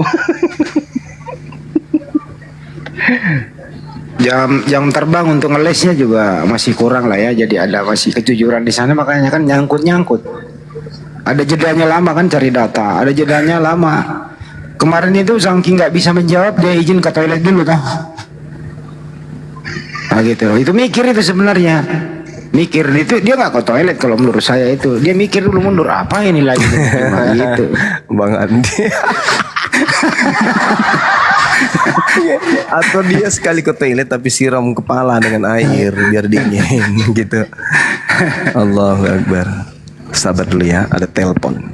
Ya, jadi semakin saya pelajari ya, semakin orang belajar filsafat ya semakin tinggi ilmunya dalam hal berargumentasi, tapi nggak kena gitu loh. Jadi argumentasi panjang banget durasi, tapi endingnya nggak ada gitu. Kok kita kan ngomongannya pendek, to the point, mudah dimengerti. Kalau dia nggak. Contoh misalnya ya, ditanya siapa yang mati di tiang salib, jawabannya apa? Dia jawab bangkitnya, dia lompatin itu. Jadi mereka itu sebenarnya nggak mau membahas itu, man. Kunci kestabilan sosialnya di situ, kestabilan sosial lagi. Ya, kuncinya di situ sebenarnya dalam penyaliban. Kalau orang berpikir jernih ya, kagak mungkin orang atau kagak mungkin Elohim itu menghukum nabinya, utusannya itu karena tidak punya salah. Itu yang belajar filsafat ya Bang, yang Abang Handi masih mending itu ya. Dia bisa mengambil referensi dari sains, dia bisa mengambil referensi dari ilmu pengetahuan sejarah. Tuh Pak Melvin Zai itu filsuf, abang bahas sama dia pecah tuh otaknya, serius. Dia nggak ngerti. Ya tapi dikasih bahasa sederhana juga nggak ngerti, gimana dong? Makanya Bang, saya katakan tadi dia itu seperti ibarat bayi baru belajar jalan, gitu. Iya juga sih. Baru belajar jalan langsung dikasih spring ya. Untuk bertarung. Kan ditanya baik-baik. Yesus punya salah nggak? Nggak. Yesus orang benar nggak? Iya. Yesus orang mulia nggak? Iya. Boleh nggak menghukum, mengutuk orang yang demikian? Bingung kan jawabnya? Kalau dia jawab tidak boleh, berarti bukan Yesus yang mati di tiang salib. Iya. Apa jawabannya? Bulat. Memang susah loh melawan, susah melawan kenyataan loh itu. Bener. Stres itu orang itu stres bener. Saya udah hitung-hitung lah diskusi-diskusi ini ya. Sudah banyak orang saya bikin stres bener. Termasuk lu man. 4 bulan lu stres sama gua. Jangan gitu lah bang. 4 bulan lu jadi oten stres dan ada pertanyaan pilihan ganda gua gimana sih kok pilihan ganda? Lebih 4 bulan bang. Saya Lebih ya. iya, karena kan saya pada saat itu Kristen, setelah paham di dalam Bible bahwa Yesus tidak dituhankan, saya masih bersikuku, masih di dalam Kristen berbulan-bulan gitu. Jadi kenanya itu ketika saya cari tahu bahwa agama Kristen itu bukan dari perintah dari Bapa dan Yesus. Ya buat apa saya berlama-lama di sini? Mending cari yang diperintahkan oleh Pencipta langit dan bumi. Gitu. Ya. Kalau itu kan saya sudah dapat poinnya, sudah dapat kuncinya bahwa Yesus itu bukan Tuhan. Tetapi kunci agamanya saya belum dapat. Makanya saya cari kunci agamanya, ternyata ada di dalam Al-Quran. Inilah agama yang kuridoi. Jadi saya ya harus pindah dong, mau tidak mau. Karena kalau tempatnya itu memang udah benar, lingkungannya dan pengaturan lingkungannya itu pasti benar, aman. Dan itu yang terjadi di dalam Al-Quran. Wahdanya Islam, ajaran atau pengaturan syariatnya itu benar, sesuai dengan pengajaran sebelumnya yang diajarkan oleh Yesus itu sendiri, yaitu bertuhan yang esa. Betul. Gitu. Sebenarnya gini loh man, polanya kan kalau mengambil kitab Musa ya, jelas kan di Ulangan 23 nomor 7 dan ke bawah itu kan, itu nggak boleh membunuh orang yang tidak bersalah, itu kan topiknya di situ. Terus kemudian kalau mengambil lagi Ulangan 21, 22, 23 bahwa Elohim itu mengutuk, menghukum orang fasik yang digantung di tiang salib itu. Jadi salib itu kalau menurut kitab Musa gitu ya, apalagi sampai sekarang Yudaisme mengatakan salib itu tampaknya orang dikutuk, tampaknya orang dihukum. Itu pasti, itu nggak bisa dirubah itu ketentuan itu. Yahudi pasti sampai saat ini meyakini itu. Kita juga sebenarnya ya yakin di sana. Iya. Karena berdasarkan Al-Quran ya tidak mungkin Nabi Isa alaihissalam kan disepertikan begitu. Terus kemudian topik semalam juga larinya nanti habis itu ke Galatia 3:13. Paulus kan mengutip itu. Betul. Nah kalau Paulus mengutip itu berarti yang di tiang salib yang mati ini adalah orang fasik. Nah, di situ bulat loh semalam itu. Lari apa jawaban? Lari ke Yesaya 53. Apa hubungannya coba? Nggak ada penyaliban di situ. Yesaya 53 larinya ke sana. Diputar-putar. Kemudian Banjuma ngasih data lagi bahwa ada tertulis tentang aku di kitab para nabi dan Torah. Gitu loh. Di mana tertulis demikian? Dicari lagi, susah nemunya lagi, begitu lari kemana-mana. Jadi intinya adalah bahwa yang di PB ini ditulis oleh Paulus yang mati terkutuk, yang dikutip di Ulangan artinya kesimpulannya yang mati terkutuk adalah orang fasik mengamalkan suap itu.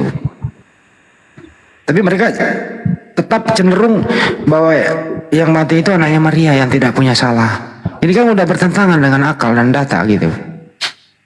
Nah, dia menghindari itu, dia lompat. Kan dia bangkit katanya. Nah, gitu selalu lari ke sana. Dia bangkit menebus dosa. Gitu. Sampai semalam dia selalu berapa kali kalau nggak salah dia ulang-ulang darah Yesus, darah Yesus, darah Yesus. Selalu di situ kan. Jadi hajar lagi sama Bang Juma. Mana ada ajaran para nabi sebelumnya itu dengan darah manusia? Mana ada dengan manusia yang dikorbankan? Semua kan hewan.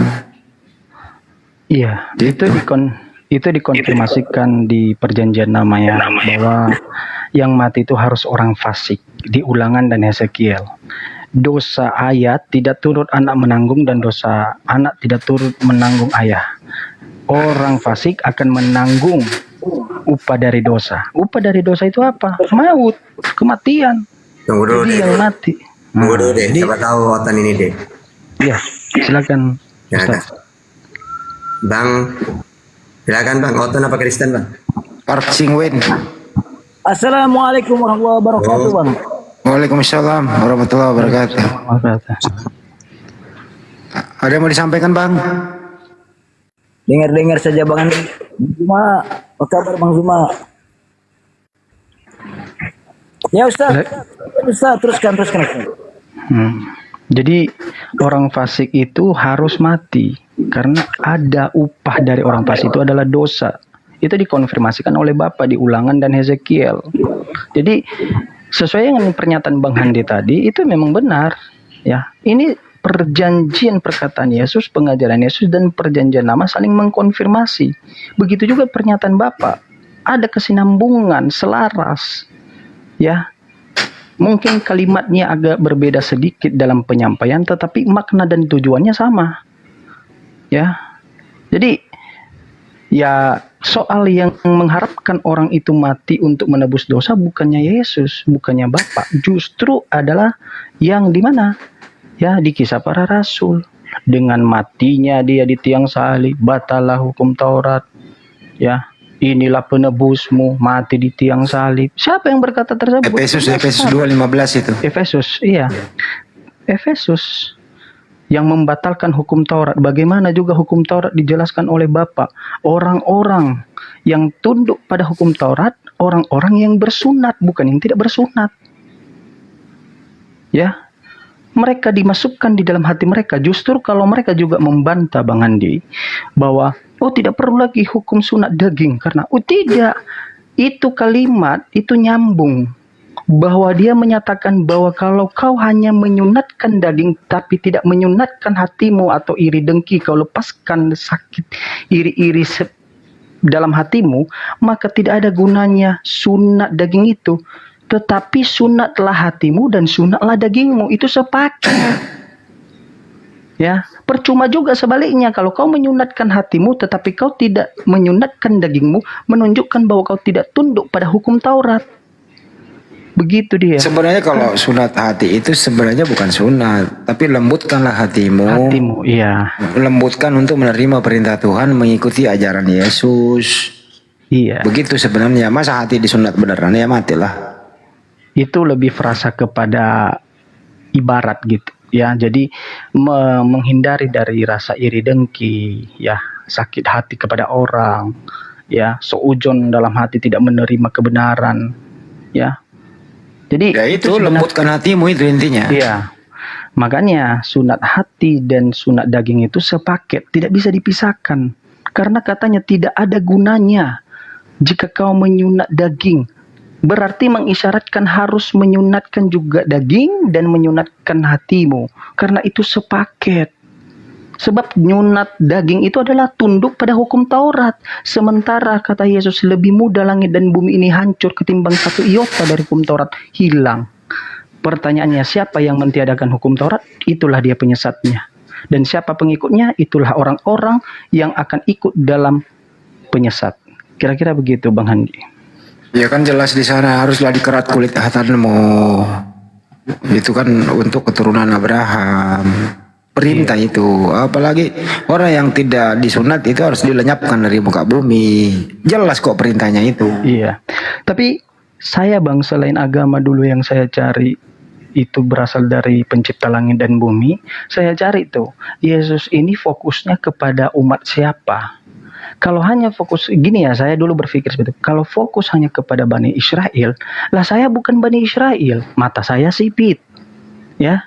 Kulit saya warna putih. Orangnya pendek-pendek. Saya Bani Nias, Asia. Yang nggak mungkin diselamatkan. Saya cari yang untuk utusan atau Mesias bagi seluruh umat. Ternyata saya dapat di dalam satu kitab Al-Quran, yaitu adalah suri tauladan, dan dia adalah rahmatan ilahi. Dia adalah ke seluruh umat. Rahmatan lil alamin. Iya, lil alamin. Ya, saya dah masuk di situ. Sesuai dengan prinsip saya tadi, kalau kau mendapat wadah itu apa? Agama yang benar dari Tuhan langsung pencipta, bahkan pengaturan dan syariatnya pasti benar, terbukti. Pengaturan saya ketika masuk Islam benar. Apa itu pengaturan syariatnya? Sama yang disampaikan oleh para nabi-nabi sebelumnya. Bahkan dia tidak mentiadakan. Bahkan Islam menyatakan, jangan kau tidak percaya bahwa pernah adanya Yesus, tetapi adanya kepada siapa? Kita harus percaya kepada Yesus, tetapi bukan untuk diri kita dia datang, tetapi kepada Bani Israel. Bahkan dia menambahkan Yesus pada waktu penciptaan manusia kembali. Apa itu akhir zaman? Ya, waktu manusia kembali diciptakan, dia akan duduk di 12 tatah dan menghakimi 12 Bani Israel, suku Bani Israel, bukan seluruh umat. Jadi sebenarnya orang-orang tersebut paham, ya. Bapak-bapak gereja paham. Bang Handi, saya udah 5 saya diskusi sama pendeta, 4 orang secara offline, 1 orang kepada pendeta Lingga, ya. Saya 4 orang itu sebenarnya mengetahui kebenaran, tetapi mereka tidak bisa lepas dari doktrin, karena sumpahnya itu salah satunya adalah doktrin Paulus dan doktrin Petrus. Kira-kira begitu Bang Handi.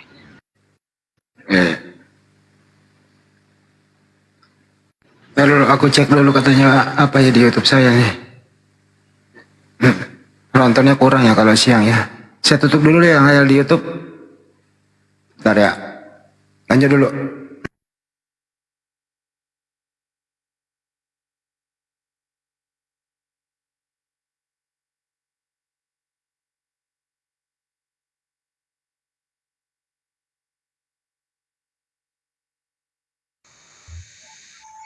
Kosong terus ini.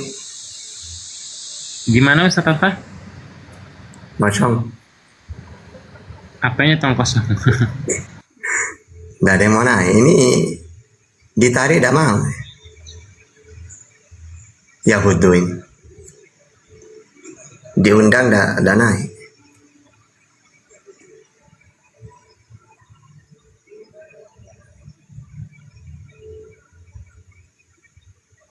Cari lagi Fer. Tarik Fer. Iya ya, dulu udah aku jambak.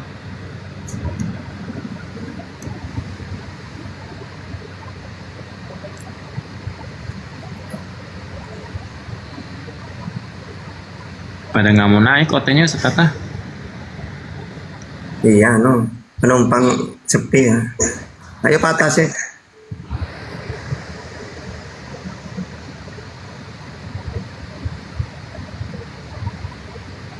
Ya lo gak berani, suruh bertanya gak berani.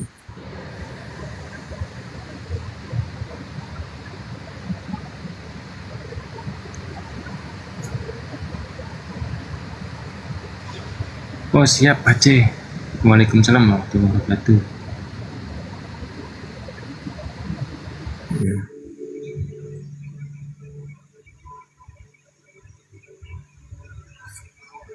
Ya makanya kan kata Yesus ini Bang Giman ya, kata Yesus di Matius 15 itu, percuma mereka ibadah kepadaku tapi mereka ikuti ajaran manusia Bang Giman ya. Iya, betul. Dan Yesus menambahkan juga, ya, terpenuhilah nubuat Yesaya bahwa kalian mengikuti perintah manusia bukan perintah Bapakku. Ya. Jadi itu tentang ibadah yang disampaikan Bapak dibandingkan dengan ibadah-ibadah pernyataan atau aturan-aturan yang disampaikan oleh manusia. Manusia itu siapa? Ya seperti Paulus, Petrus, ya. Seperti apa? Seperti para raja-raja pada saat itu. Jadi mereka tidak bisa mengerti apa yang harus menjadi poin di situ. Ya. Makanya saya katakan kebenaran itu hanya dimiliki orang-orang yang berpikir. Ya, saya kasih contoh Bang Ferry. Bang Ferry percaya kepada Bapak Bang Ferry. Ya, yakin percaya karena dia adalah orang tua, tidak mungkin mencelakai. Tetapi ketika bapaknya Bang Ferry menyampaikan lompati jurang yang 7 meter ini, kira-kira Bang Ferry mau lompat nggak? Mau kan, udah percaya. Iya. Tapi pada fakta kejadiannya jatuh ke jurang karena tidak menggunakan akal berpikir. Sementara orang yang berpikir akan berkata kepada bapaknya, tunggu dulu sebentar Pak. Ini 7 meter, saya paling tinggi loncat itu 2 meter. Kalau saya paksakan karena hanya Anda sebagai orang tua dan saya percaya, maka saya akan mati di bawah. Ya. Assalamualaikum warahmatullahi wabarakatuh. Maaf ya kepencet. Waalaikumsalam warahmatullahi wabarakatuh. Maaf ya, semoga semua pada sehat selalu, panjang umur, terutama Bang Juma. Siap. Ya gitu aja ya, turunin aja ya. Assalamualaikum warahmatullahi taala wabarakatuh. Waalaikumsalam. Jadi Bang Ferry, kebenaran itu hanya dimiliki oleh